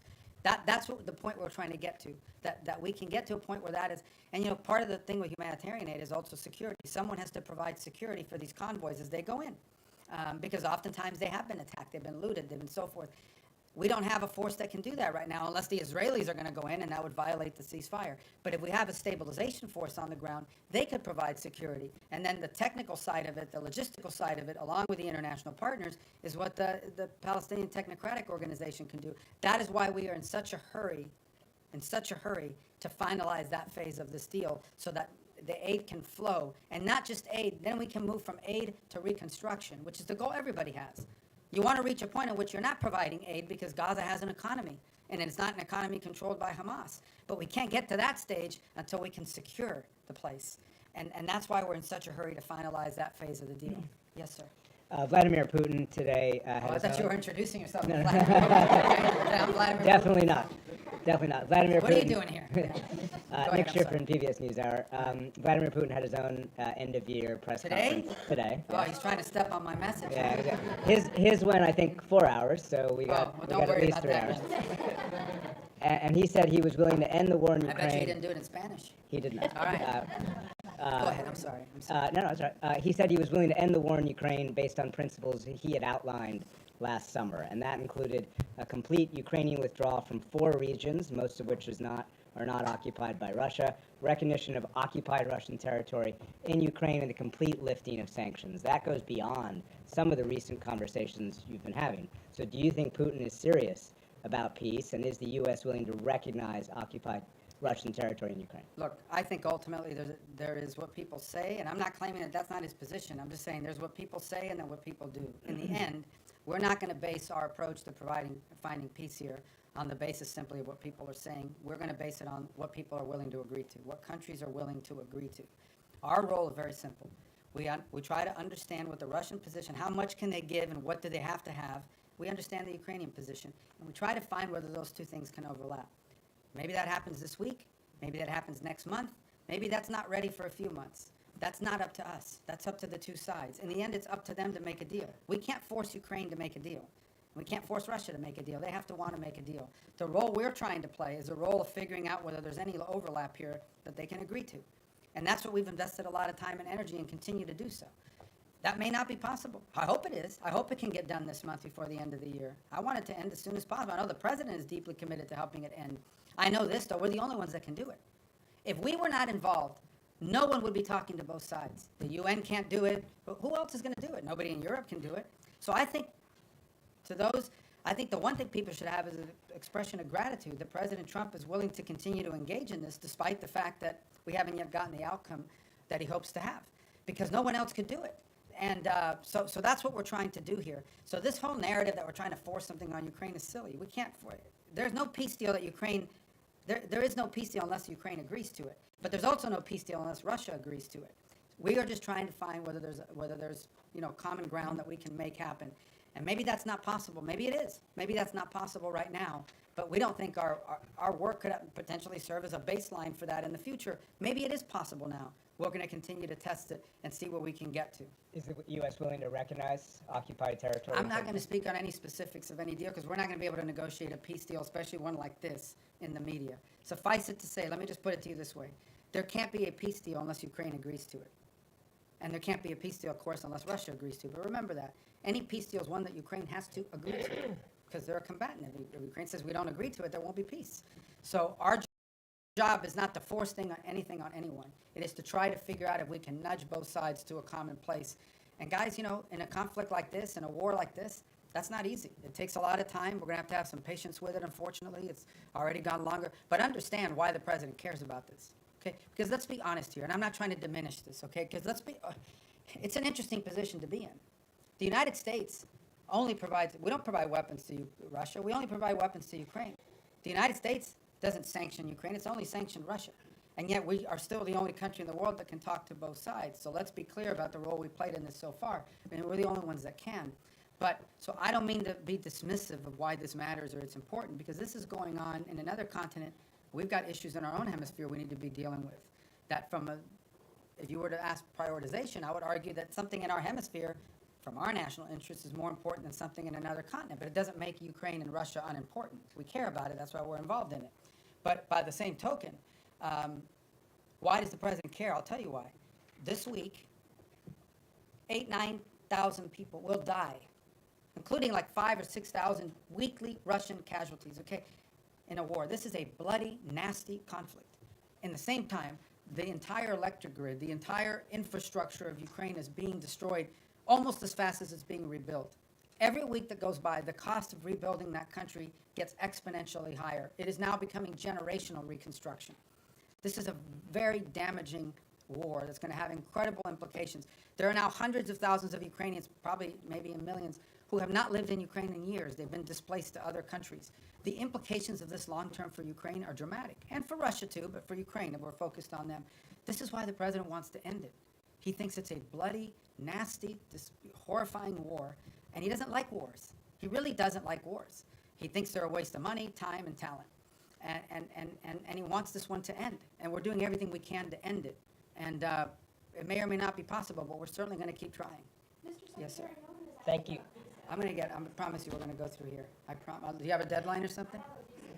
I know, but let me get to the roads, because if not, if I break up the road thing, you're going to screw up the whole plan. Go ahead. Thanks, Mr. Secretary. If I can turn internally for a moment, a recent survey by the American Foreign Service Association found strikingly low morale among career diplomats in the U.S., some of whom reported that they feel like they can't freely express their opinions, that their candidate input is not welcome, and many of them are saying that they're actually thinking about career changes. I know you talked at the top about how change can be disruptive, but I wonder, how much does this concern you? Do you possibly see this as a feature, not a bug, or would you be happy to see people leave so that you can bring in a new crop of people? And then just briefly on your own role, you have 2 jobs right now. Your travel schedule seems a bit lighter than your recent predecessors. You didn't attend the last NATO foreign ministers gathering and had your deputy go.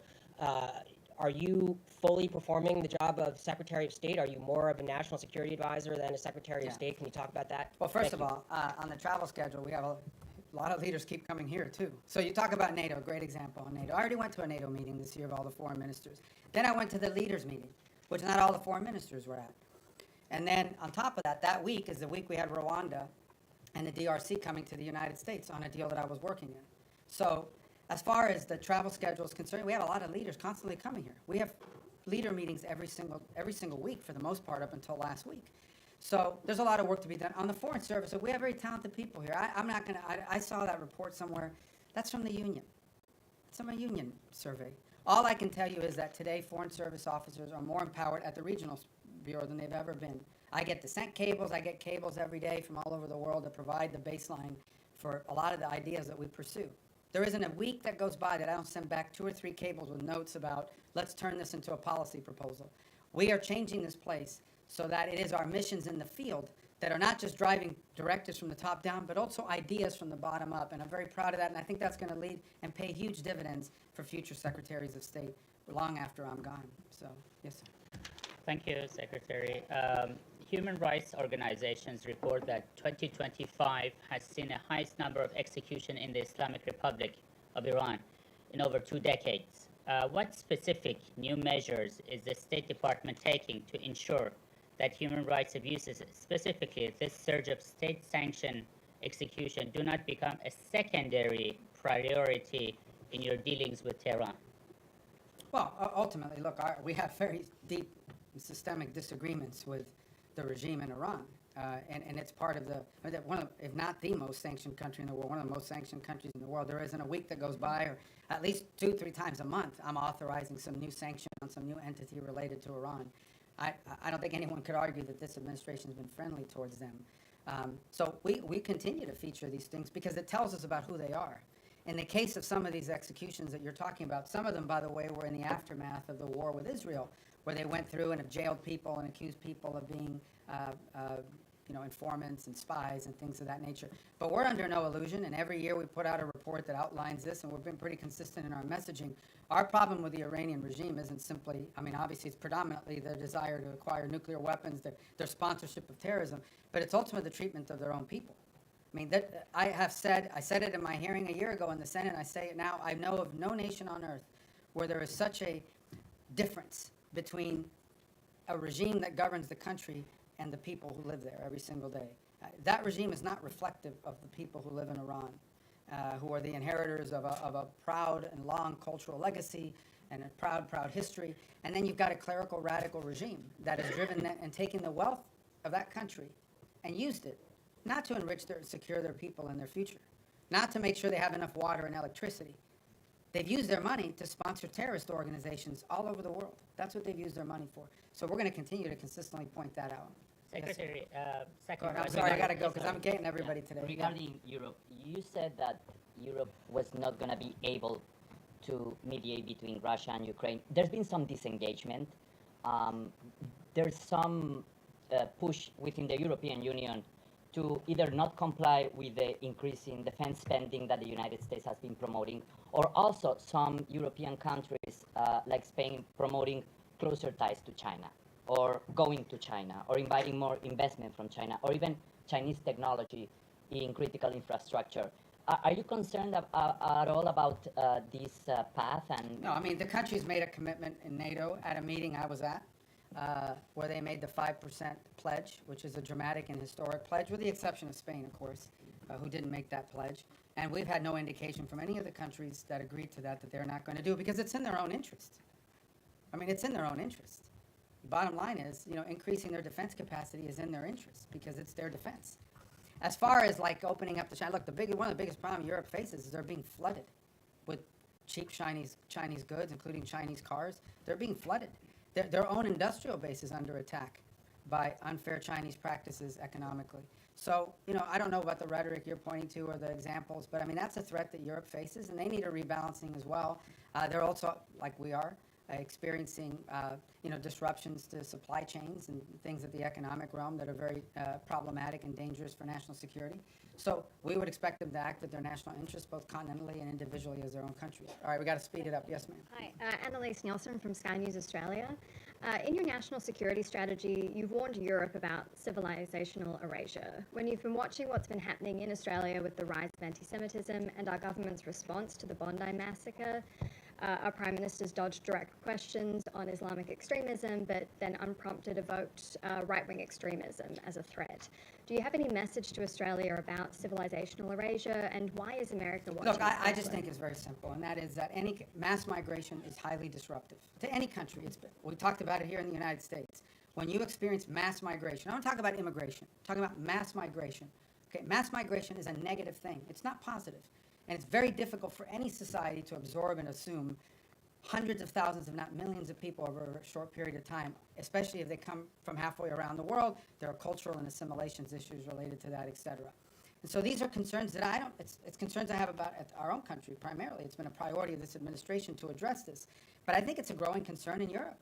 I mean, there are other voices in Europe and obviously in Australia as well that have expressed concern about this. These are facts. This doesn't make you anti-anybody. What it makes is you do have, as a sovereign country, the right to control how many people you absorb, how many people you allow in, and who those people are. This is a very basic sovereign right. Okay? It doesn't mean you don't allow any people in. There are people coming into this country every day to visit, to work, to live permanently, but you have to know who they are, and you have to have some limits and controls over what those numbers are. And obviously, because of some of the things we've seen, mass migration over the last decade has been highly disruptive, not just to the United States, but also to continental Europe, and in some cases in the Indo-Pacific as well. So I just think this is a real challenge that multiple Western advanced industrialized countries are facing, and I think it's pronounced in parts of Europe as well, and obviously, at least on the basis of your question, appear to be a challenge as well in Australia. All right, to the next row. Yes, ma'am. Hold on, Andrea, right behind you. I'm going to get to everybody. Go. Yeah. Oh, I just wanted to ask. You don't have a question? Okay, no, I'm kidding. Go ahead.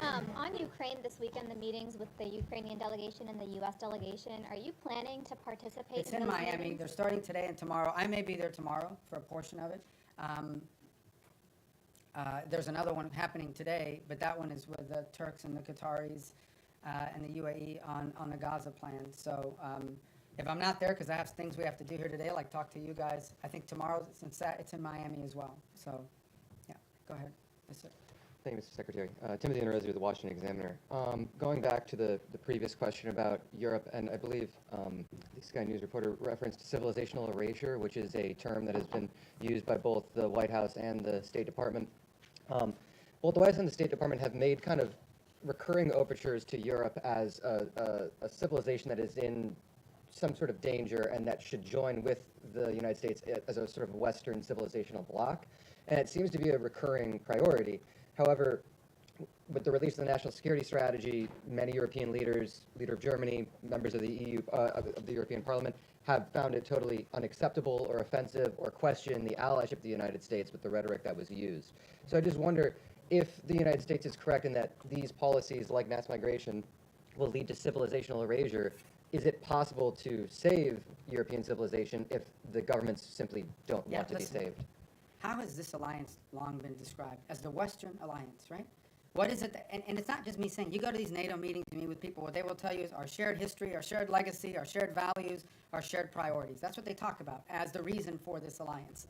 Well, if you erase your shared history, your shared culture, your shared ideology, your shared priorities, your shared principles, then you just have a straight up defense agreement. That's all you have. So what I'm trying to point to, and what we've tried to point to, is very simple. That is, at the bedrock and at the cornerstone of our relationship, with example with Europe, is the fact that we do have a shared culture, a shared civilization, a shared experience, and shared values and principles on things like human rights, on freedom, on liberty, on democracy, on all sorts of on the rights of the individual, on all these sorts of things that we in this nation are the inheritors of in many cases, because many of these ideas that led to the founding of our country found their genesis in some of these places in the Western Alliance. If you take that away, if that's wiped out because for whatever reason it's no longer a priority, I do think it puts a strain and threatens the alliance in the long term and in the big picture. Now, whatever internal politics causes people to dispute this, I'm not going to comment on, other than to tell you that I do think that at the core of these special relationships we have is the fact that we have shared history, shared values, shared civilizational principles that we should be unapologetic about. This is a nation that was founded on Western principles.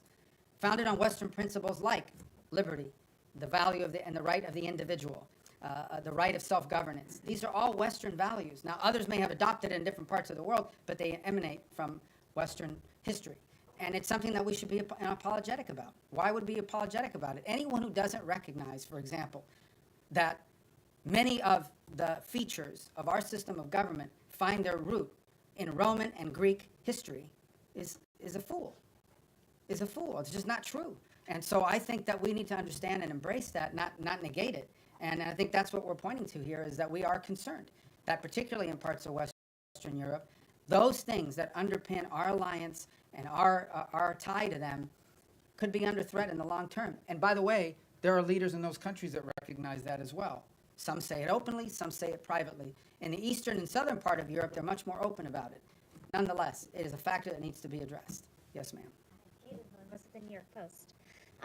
So you said earlier that you don't see a surrender happening anytime soon when it comes to Ukraine and Russia. Putin says he will accept nothing less than an unconditional surrender, but if this latest intensive push for peace talks fails, is there anything that the U.S. can do to make Russia want to end its war? And then secondly, some of the most major foreign policy issues from Venezuela, Iran, Ukraine, Israel, have been assigned special envoys who do not report directly to the State Department, which obviously has a larger view of how these conflicts affect each other. How intimately has State been involved with these envoys' strategies and actions this year? And do you see State taking a larger role in these kind of day-to-day negotiations?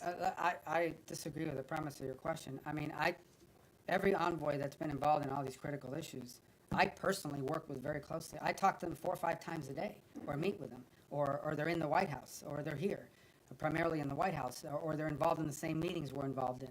I mean, that's just not factual. No one is out there doing independent action. All of it is strongly coordinated. It's one of the benefits of also being the National Security Advisor, is it allows us to also organize the interagency. Every single one of these envoys, I speak about Steve Woodcock in particular, who's a phenomenal person, very smart, very talented, who dedicates, he doesn't get paid to do this job, he does it for free.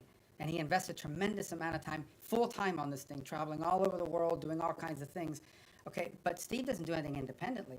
He relies on the interagency. He gets support from Treasury, sometimes from Commerce, certainly from the Department of War, and from the State Department. In fact, he's staffed in many of these visits by State Department folks, and including the ones in Miami, especially as we get to the technical parts of these agreements. So the synergy there is very tight across the board. And so I think that's just not factual. I was referring to Envoy Grinnell with Venezuela and some of those conflicts earlier this year that really kind of weren't helpful in getting towards the release of the prisoners. Look, everything that's been done in this administration has been coordinated in some form or fashion. I mean, you guys don't see it all because I know everybody wants foreign policy to be 100% transparent, but sometimes it really can't be. Because there are sensitivities, because there are diplomatic sensitivities, because things people are willing to agree to in private, they may not be willing to do so in public. There's all kinds of things that have to happen in order to achieve outcomes. Sometimes they work, sometimes certain approaches work, sometimes they don't. But that's not new to this administration. That's been true throughout history. And but at the end of the day, I mean, I feel like we have a very good team of people that work very closely together on all of this. And the key is every single one of these conflicts, every single one of these issues are all multidisciplinary. Okay, there is no such thing as any one of these things that we're dealing with. Again, going back to the case, let's just use Ukraine as an example. In the case of Ukraine, it involved Treasury with regards to the minerals deal. It involves Commerce to some extent. It most certainly involves the Department of War in terms of not just battlefield assessments, but the sale of weaponry through Pearl, et cetera. It involves the Department of State in terms of everything from interpreters to the technical work of actually putting words to paper that would make sense in an agreement and supporting these visits. We had a very important meeting in Geneva, hosted at our embassy, supported by diplomatic personnel that were involved in doing that, and a lot of the follow-up as well that has to happen with some of these things. Peace deals aren't just, in the case of Gaza, strongly supported. We took our ambassador in Yemen, who can't be in Yemen, Fagan, and assigned him for 8 weeks on that portfolio so that we could have someone there to help navigate and coordinate all the technical aspects. You can reach a peace agreement in concept, but then someone's got to sit down and write down the technical language and the specificity, and they rely on the professionals in this department and other government agencies, depending on the subject matter. So, look, I think in any new administration, there's a learning curve early on. People are still getting onboarded. You may not even have people Senate confirmed yet in these positions. Maybe you haven't even hired some unfilled spots. But I think certainly in the second half of last year, I'm very proud and very pleased at the synergy that we've established on all of these things and that continue to establish it. Another one that's doing a great job is Mossad Boulos. I mean, he's out there every day working with our Africa Bureau. They're very involved in this, on trying to deal with Sudan, on trying to deal with the Rwanda DRC. So we have a good team of people that work very well together and very collaboratively, and we're going to build on that in the new year. Yes, ma'am. Thanks. Shelby Talcott with Semaphore. Vanity Fair quoted you as wondering whether Putin just wants the entirety of Ukraine. I'm curious if that's still a question for you, and how confident are you in being able to reach a peace agreement if that is a question? And then along those lines, is there a deadline for Russia and Ukraine to come to an agreement before this administration walks away? Yeah, I'm not in any position to give you deadlines on anything. And as far as that quote, that's a quote the president has said publicly, which is, he has said three things. I thought it was going to be the easiest one, and it's turned out to be the hardest. I don't know if Putin wants to do a deal or if Putin wants to take the whole country. These are things he has said openly. And, I think I don't even remember when I talked to the guy from that magazine, but, for much of the early part of this year, one of the things we were trying to deduce is exactly what is it that Russia wants to achieve. We know what they wanted to achieve initially when the war began. They haven't achieved those objectives. If there's a new set of objectives now, I mean, part of reaching an agreement is trying to understand, I've already said this, what both sides want or need and what they're willing to give. And so I think that was a question that many in the administration had early on, is defining what the Russian position, what exactly do they really, not what they say they publicly want, but what they publicly want and privately want are the same thing. That's part of it. And the same is true on the Ukrainian side, by the way. What could they actually live with? What's acceptable? What's not acceptable? What are their red lines? That's how you put a deal together. You have to sort of figure out if the two sides overlap at some point. Sometimes some deals are just not ready. Sometimes the timing is perfect. You have to put it together. If you look at what happened with Gaza, that looked intractable. And then a series of events occurred that made it possible. For example, the strike inside of Qatar that the Israelis took at the time, was a sort of a dramatic thing, but in some ways it sort of set in motion a sense of urgency to bring this thing to an end before it spread. And weapons coming from overseas to Sudan, could you sort of put a slightly finer point on it? Have you raised this with the UAE in your meetings, that they need to stop providing support to the RSF, and have you got any commitment or any kind of look, none of these, neither side has their own factories for the most part, right? All these weapons are acquired from abroad. They have to come from somewhere else, and they have to come through somewhere else. So someone is allowing it to be shipped in, and someone is actually shipping it. So we've had the right and appropriate conversations with all sides of this conflict, because that is their leverage. Without their support, neither side can continue. So that's why we need to engage, and that's why we've engaged the parties involved in all of this.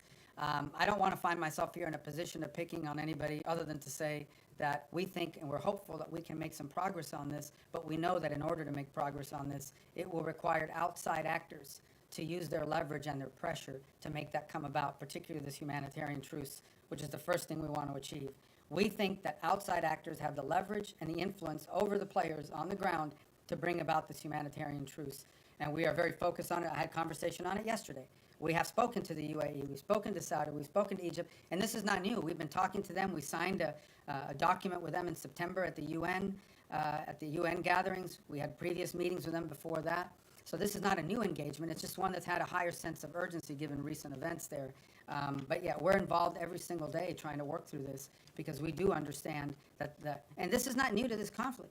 It is in many ways similar to what happened to happen in Gaza. What brought Hamas to the table, among other things, was the fact that some of the countries that had relationships with Hamas, like Qatar, like Turkey, played a very constructive role in bringing them to the table and pressuring them to sign an agreement. And we played a similar role on the other side. So, it's not unusual that you would involve outside actors in using leverage to bring parties to the table to agree on something. Yes, ma'am. Thank you, Mr. Secretary. On Venezuela, what is the U.S. willing to commit if Maduro is ousted from power to ensure that the country doesn't plunge further into instability in sort of Yeah, I don't have any announcements on that right And now. do you see Maria Corina Machado and Edmundo Gonzalez as the heir apparents for power? Well, we don't believe Maduro's not legit. We've been pretty clear. We didn't recognize him as a legitimate president. The previous administration didn't as well. The first Trump administration didn't either. He's not the legitimately elected president. They had an election last year that was stolen, and everyone knows it.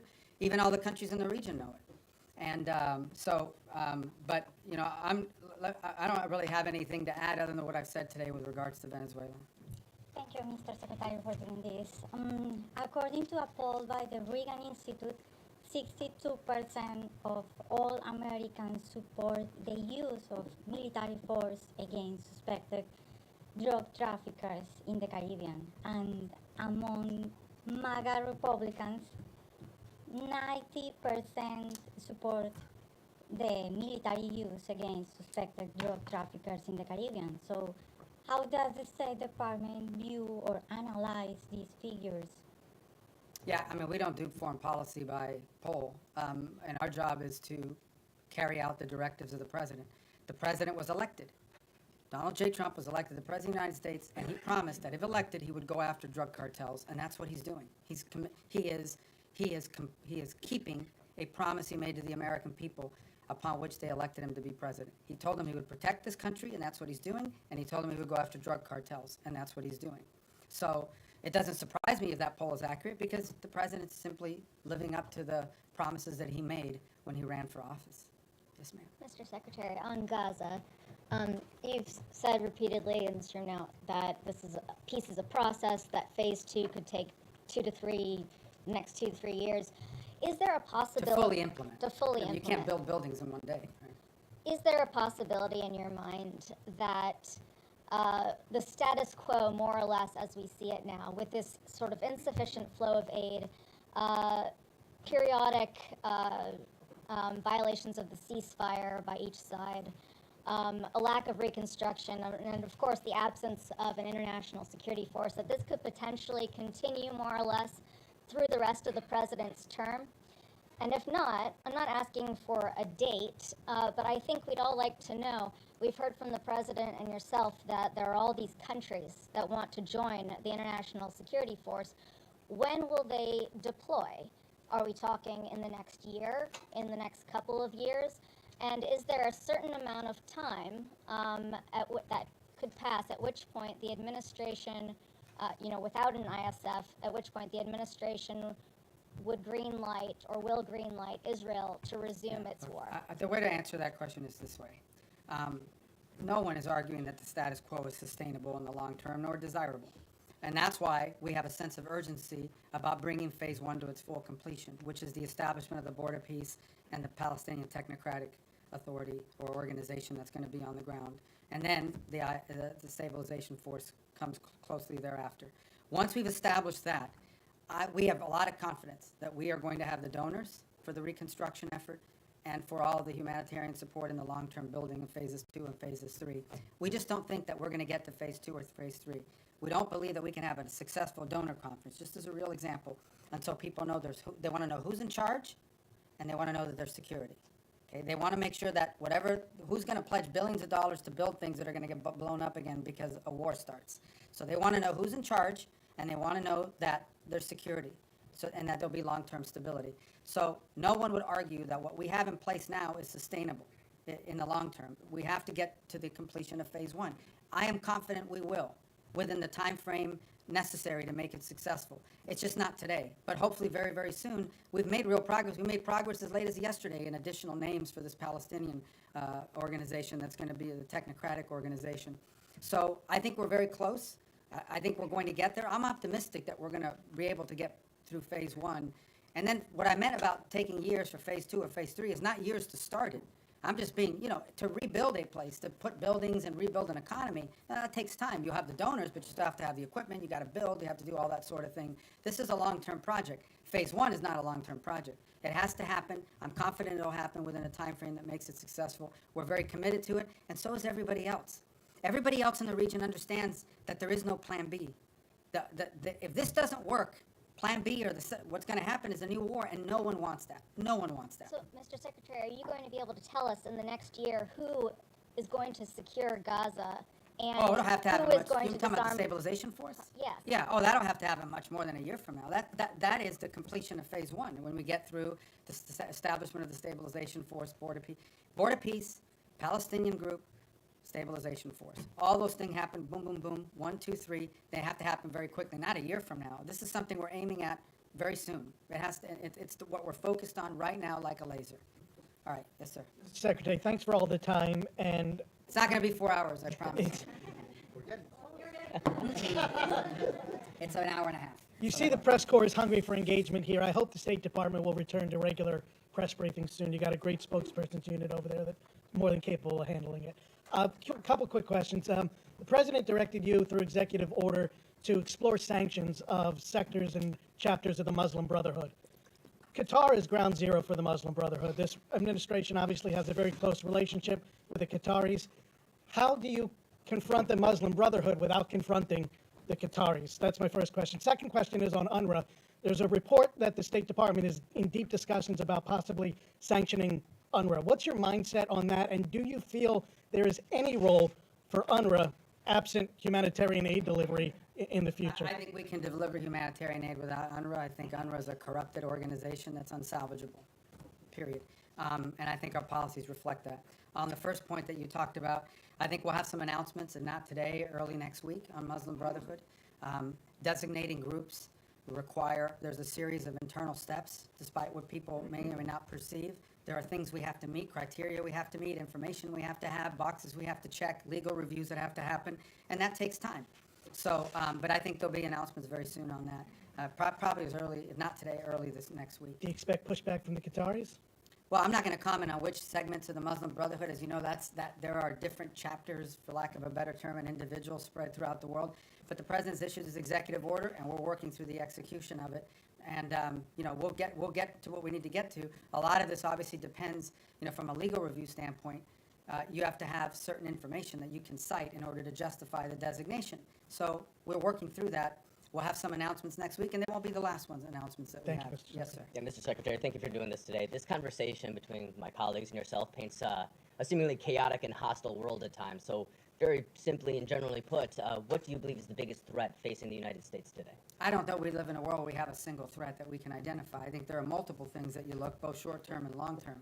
As I pointed to in the hemisphere, in our own hemisphere, closest to home geographically, it's the rise and the power of transnational criminal terrorist group who are destabilizing nation states throughout the region and pose a direct threat to the United States through overthrowing governments, destabilizing these governments, leading to mass migration and certainly the trafficking of drugs, and also providing fertile ground for potential, outside of hemisphere actors to act within our hemisphere in the long term. That's a major threat.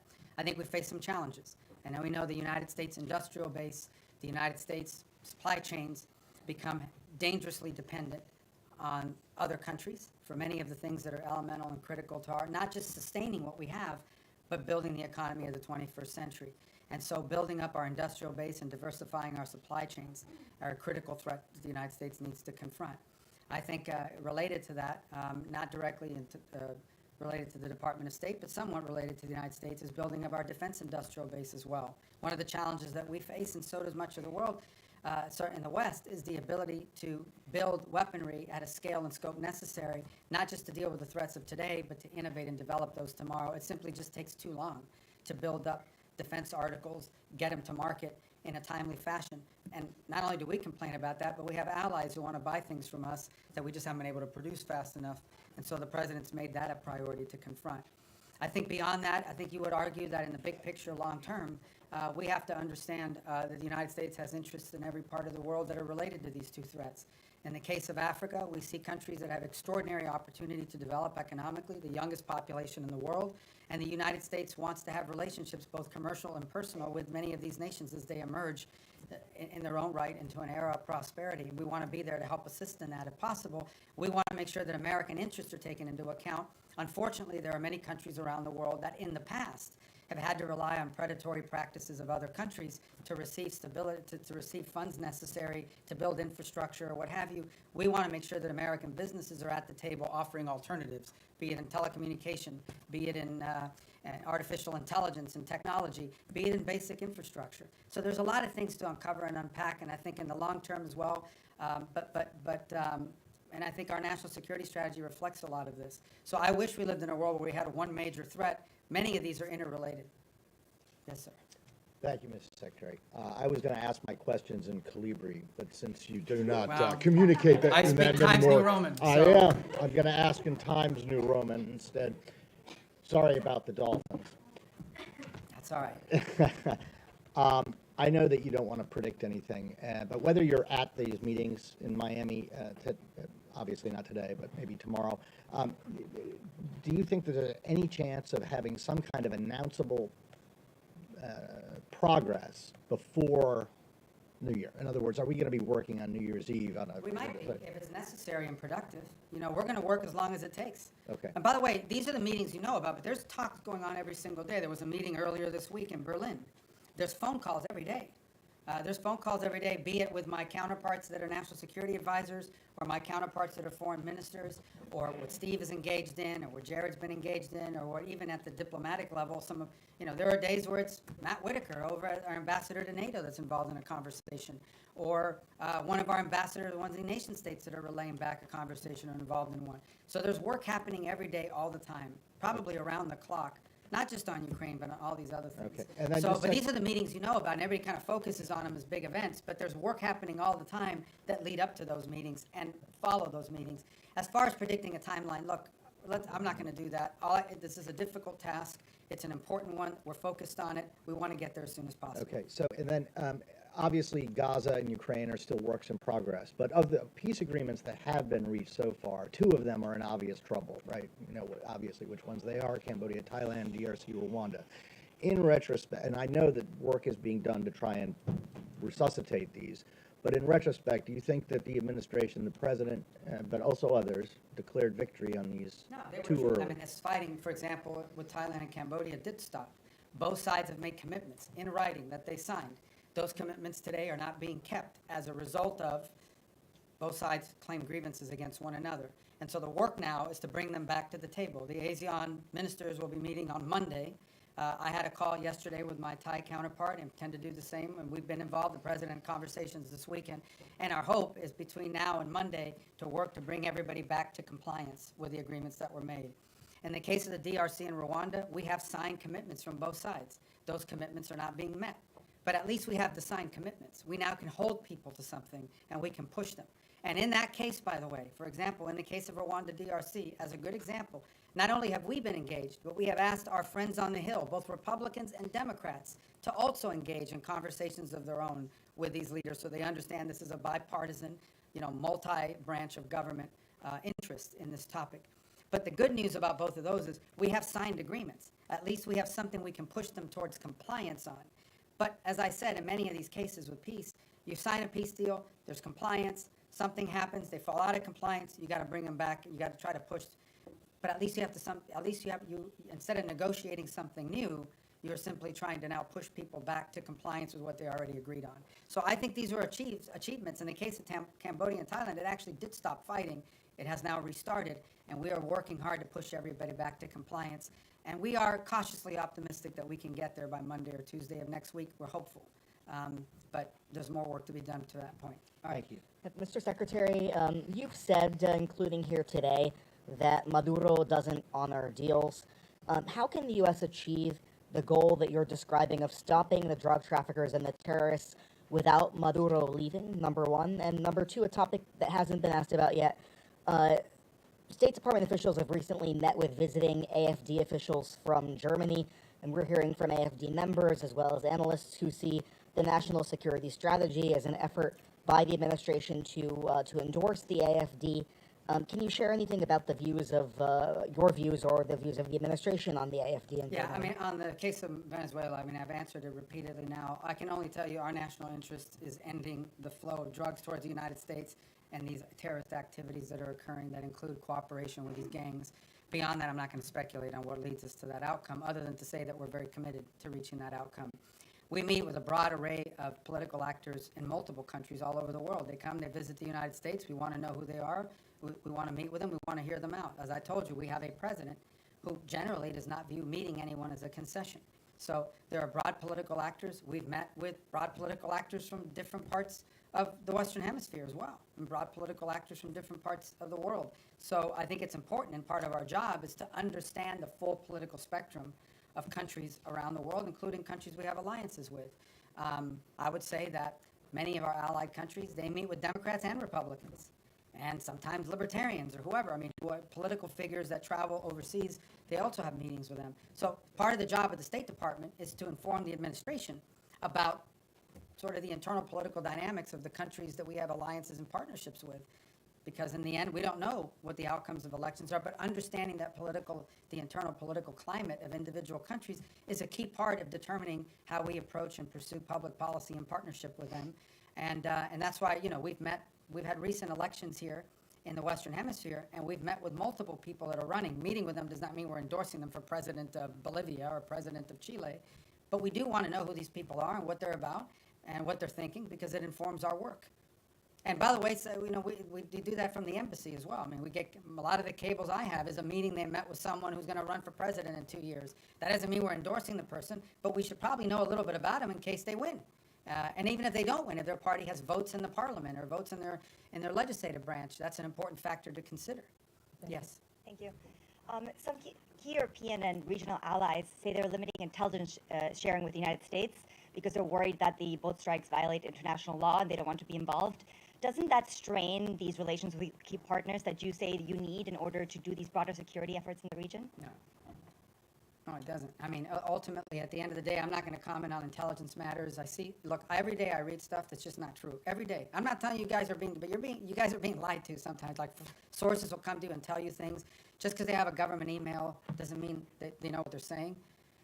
Maybe they just want to sound important. Maybe they have other incentives. I'm not opining about your question in particular. I'm just writ large, but I'm not going to talk about intelligence matters. Suffice it to say that the United States, every boat strike we've conducted, okay? This is not people seeing a boat and say, okay, let the drummer get wicked and blow him up. We're not talking about that stuff. We are presenting every single one of these is justified. We know who's on those boats. We've been tracking them from the very beginning. We know everything about them, okay? There are boat strikes we don't take because they don't meet the criteria, the legal criteria. We have everything we need, and it's one of the reasons why you've seen this massive deployment in the region, is to be able to gather intelligence and paint a picture that we can justify to lawyers based on the law. So I'm very confident about that effort. It's been very successful. Thank you, sir. Back to terrorist designations. Last month, the State Department designated 4 European groups aligned with Antifa as foreign terrorist organizations. Could we see more designations like that in the works for left-wing extremist groups, and what could the scope I mean, of if that the look group's like? involved in firebombing, if there's anybody involved in, activities such as that could potentially inspire or lead to violence in the United States, we're going to designate them. So sure, if you have any we want to suggest, I will look at them. Okay, you go. I told you we'd get to you. Go ahead. Thank you very much. Thanks for your patience. Mr. Secretary, I wanted to drill down on the way you and the administration see America's national interests, because you said that Ukraine is not on our continent, not our war. You said something in our own hemisphere is more important. So this involves both our commitment to the negotiations in Ukraine, which the President is passionately committed to, for ending the rising numbers of deaths, he says. Russian President Putin told my colleague here, Simmons, today at the news conference in Moscow, "We do not consider ourselves responsible for the loss of life because it was not us who started this war." Does the administration, does the President, you, the administration, believe that Putin was not the aggressor here? And if so, how can you reach an agreement between two parties when the aggressor will not acknowledge that he invaded a sovereign country? If I just may follow.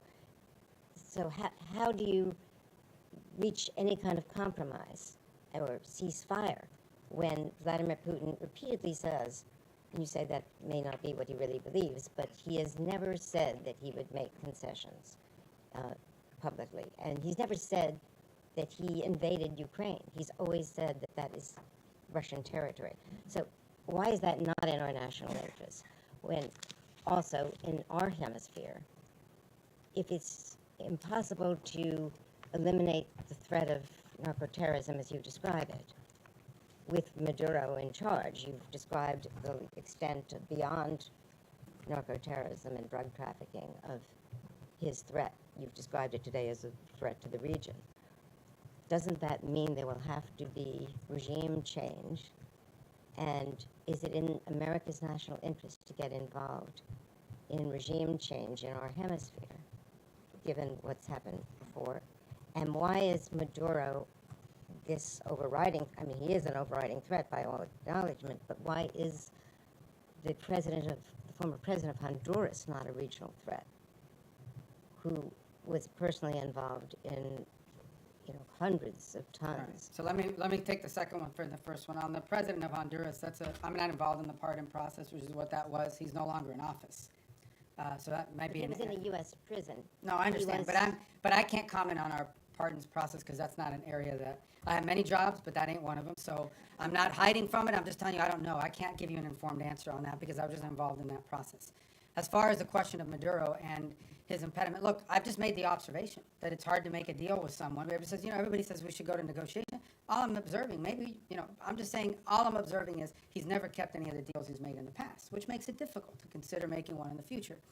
Beyond that, I'm not going to speculate about what might or may not happen. Ultimately, I can tell you what our goals are and what our interests are, and that's how we've defined them. Well, in Now- 2019, didn't he get bailed out by Cuban military, Cuban intelligence, outside forces? And so ultimately, with this blockade, is this partly, yes, Maduro, but No, this- partly to get at No. Cuba and Iran and No, the this- recipients of this, No, of this sanctioned oil? action on the boats, these are sanctioned, but these are enforcement actions. That's what they are. They are existing sanctions, and therefore 80% of their oil is shipped through ghost fleets. Okay, so we understand what we're talking about here. We are talking about boats that are basically privateers, okay, that are flying under false flags, that turn off the transponders, that spoof their true location. They are hired to evade sanctions. We are simply enforcing sanctions. Every one of these has a court order attached to it. We go to a judge, the judge issues the warrant, we're executing. These are enforcement actions. That the fact that they happen to impact a terrorist regime, is a good thing, but they're enforcement actions, and we are conducting enforcement actions. On the case of Ukraine, no one has said that Ukraine is a zero in terms of our national interest. We have sold them billions of dollars worth of weaponry. We've provided them in previous billions of dollars worth of weaponry. We continue to provide them intelligence support. And we have sanctioned, the president has sanctioned the Russian Federation. He issued oil sanctions. All the oil sanctions everybody wanted him to do, he did them. He did them a month and a half ago. All I'm saying, now you point to all the stuff about, does Putin say this? Does Putin? That's why this issue set is difficult. I'm not claiming anything other than the fact that we understand it's difficult. We understand that you're not going to have a deal unless both sides have to give and both sides have to get. Both sides will have to make concessions if you're going to have a deal. You may not have a deal. We may not have a deal. It's unfortunate. The U.S. should walk away from that if it Well, is that's not, that's if it is not a prime region interest because it's not in Yeah. our continent. That's as not you my said decision today. to make. Ultimately, the president will make a determination if and when he feels like further U.S. engagement is no longer productive or serves the national interest. That's a decision the president have to make. I can't speculate about that. All right, yes. Mr. Secretary, a question for you on Venezuela and then quickly on Ukraine. You mentioned Maduro was not the only one indicted by the United States in the Southern District. Does that mean it is U.S. policy that not just Maduro, but his top regime lieutenants, cabinet members, that they all must exit? Yeah, no, I point to the indictment simply as when people say, well, how do we are alleging that he is, and I guess, you can describe it any way you want. I just want to make clear, this is not something we came up with. Right. We're basing it on a federal indictment and a superseding indictment. Cabello's in there. Yeah, a bunch of people are. And so, but what it proves is, and the reason why I raise the indictments is because the indictments are the point of the $50 million reward. And I believe the $25 or $10 million reward for Cabello and for others.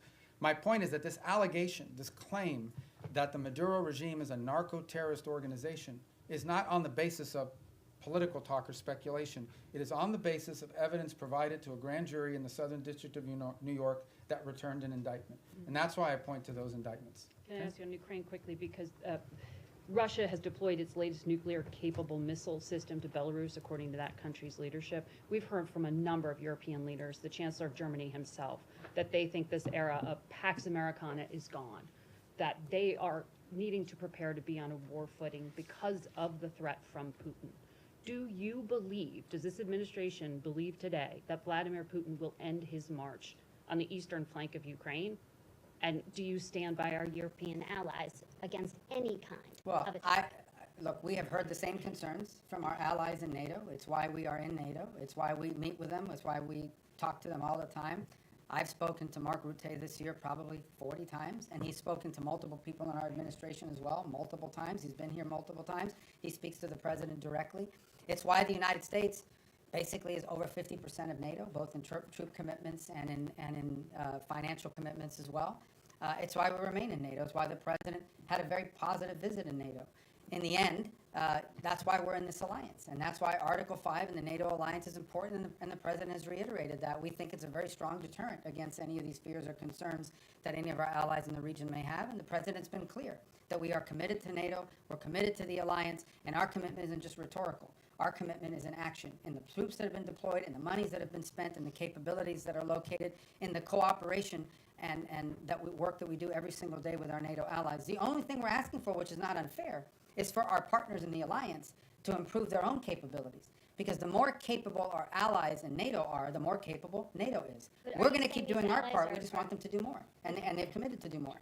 But these allies are saying that they are concerned now. Sure, and that's why we have NATO. So nothing has changed? Pax Americana, what the Chancellor Well, I don't Germany know. said? I don't know why he's saying that. You'll have to ask him why he's saying that. The truth of the matter is that NATO is the key defense alliance and agreement that has provided stability on the European continent. We believe it is stronger today than it's ever been because our allies have committed to increase their own defense spending. The more capable our allies are, we've already made our commitment. We've been spending billions and billions and billions. It's the single biggest part of the largest government budget in the world is defense spending in the United States. So we've already done our part, and our part isn't just rhetorical, it's real. We have troops stationed there, we have capabilities there, we have weapons we've provided our partners in the region as well. We believe that if you want a strong NATO, you want your allies in NATO to be stronger. The more capable our allies in NATO are, the stronger NATO is collectively. And that's why we're very pleased to see them make that commitment of 5%, with the exception of Spain. And that's why the President left our NATO gathering earlier this year so enthusiastic about the future of NATO and about our role in it. And in fact, that's why the President's been working with NATO countries on the Pearl program, which is what's providing weaponry to the Ukrainians today. Go ahead. Secretario, gracias por su tiempo y por atendernos. Sé que esta es como la 10ª pregunta de Venezuela, pero quiero quedar claro con varias cosas. Primero, usted puede hacer una referencia al comentario que hizo el presidente Trump apolítico cuando dijo los días de Maduro están contados. ¿Eso se refiere a días, semanas, meses? Esperamos un 2026 sin Nicolás Maduro. Y me gustaría también que se refiriera a la orden de escoltar esos buques petroleros que acaba de dar Maduro a su armada, esos buques sancionados que ustedes están incautando. Algunos de ellos ya fueron escoltados, no estaban en la lista de sancionados, pero ¿qué pasaría si eso fuera con un buque sancionado? Y por último, Maduro le ha pedido al ejército colombiano que se una como un solo ejército en medio de su desespero por responder a este cerco. Son 3 preguntas. En el tercero, nosotros no vemos eso como algo serio en términos de involucrar las Fuerzas Armadas de Colombia. En términos de los buques, como bien han dicho, creo que salieron 4 buques ayer, que ninguno de los 4 eran sancionados, y no existe nada que vaya a impedir nuestra habilidad de poder enforzar las leyes de Estados Unidos en términos de los buques que son sancionados. Y en la primera pregunta yo no voy a especular sobre, tendrá que preguntarle a la Casa Blanca. El comentario del presidente simplemente para decirle que sin duda pensamos que el régimen de Maduro es ilegítimo y que su cooperación con estos grupos terroristas en nuestra región, incluso sus propias actividades terroristas, son una amenaza a la seguridad nacional de Estados Unidos. The 3 points that he asked about, one had to do with the Maduro calling on the Colombian armed forces to join ranks with him, and we're not really focused on that rhetoric. We're also not concerned about, there were 4 boats yesterday that were escorted by so-called naval vessels. Those were not sanctioned boats to begin with, but there's nothing that's going to impede our ability to enforce U.S. law when it comes to sanctions. We're not concerned about that. Sanctioned boats, we have the capabilities necessary to enforce our laws. We'll have a judicial order, we'll execute on those orders, and there's nothing that will impede us from being able to do that. And on the first point, the question was something about President Trump had said that Maduro's days are numbered. I didn't hear that quote. Was that a recent quote? ¿Esto fue reciente? El 9 de diciembre. Yeah, so ultimately, look, our observation is the same I've made here repeatedly, which is that the fundamental challenge we have here is that the Maduro regime isn't just illegitimate, they openly cooperate in terrorism against the United States. And that's a problem, and it remains a problem, and it's at the core of this. ¿Habló con María Corina Machado? ¿Tiene pensado recibirla en Washington? No está nada programado, yo creo que ella todavía está en Oslo. Pero obviamente yo he hablado con ella mucho en el pasado. Go ahead. Are you going to tell us in English? He asked about Maria Corina Machado. I believe she's still in Norway. I'm sure there'll be a meet. She'll come to the U.S. at some point, and I've obviously spoken to her many, many times over the years. Thank you, sir, for taking so much time with us today. How many visas has the State Department revoked under your leadership so far in the last year, and how many of those are student visas. I forgot the exact number or the breakdown of them. It's over 60 or 70,000 for different variety of reasons. Some are students, some are people that were not in the country, but we denied them reentry. I can get you the exact numbers. I don't want to be misquoted because that's a rolling number, an average number. But look, this is not a punitive thing. We're going out to try to make examples of it. Our visa system, okay, who you allow to visit your country should reflect the national interest. We said that from the very beginning. It was one of the directives that we got from the president. It's one of the things he ran on. And so our visa process basically is, and there are some times we'll deny people visas because of activities they've undertaken overseas. Other times it's people that have visas but are in the United States doing things that run counter to our national interest. And the law gives us the right, and in fact, I would argue the obligation to remove people like that from our country. And we're going to continue to do it. I mean, it's as simple as that. I mean, sometimes somebody comes in and says, oh, I want to come in as a student. They're here as a student, and then once they're here, they're involved in nefarious activity. We're going to remove them from the country. But they maybe they're here as a researcher. Maybe they're here as, I don't want to say journalist because you guys will get upset, but you know, it could be anything. You know, these are visitors to the country. A visa is a visitor. It's not a right. By the way, we deny visas every day all over the world. People will go to an embassy, they'll sit for an interview, and the consular officer will deny them a visa because of something that came up in their record, because of something that came up in their interview, whatever it may be. So if you have the power to deny someone a visa before they get one, you most certainly have the power to revoke it once they get one and then do something they shouldn't be doing. So there's a variety of reasons why visas are denied, but all of them are because it implicates our national interest or national security in some way. You began the briefing by talking about your confirmation hearing, and one of the core commitments or goals you set for yourself in that hearing was to rid the State Department of anti-Semitism and what the president calls DEI ideology. When you look back at the last year, have you done that, sir? Have we done what, I'm sorry? Rid the State Department of anti-Semitism and DEI ideology. Well, look, I think there were actions that were being taken that we're very concerned about in terms of statements that were made from some missions around the world or actions that were taken. Ultimately, what the president asked for is a government based on merit, where people were being promoted up because of merit, irrespective of their background, their ethnicity, the color of their skin, the first language they spoke, where they were born. We want to promote people on the basis of merit. We have redone the whole process by which we do promotions in the career foreign service. We've redone it in a way that prioritizes the right things. There were people not being promoted in the State Department because even though they were exemplar foreign officers, their DEI score under the previous administration was too low.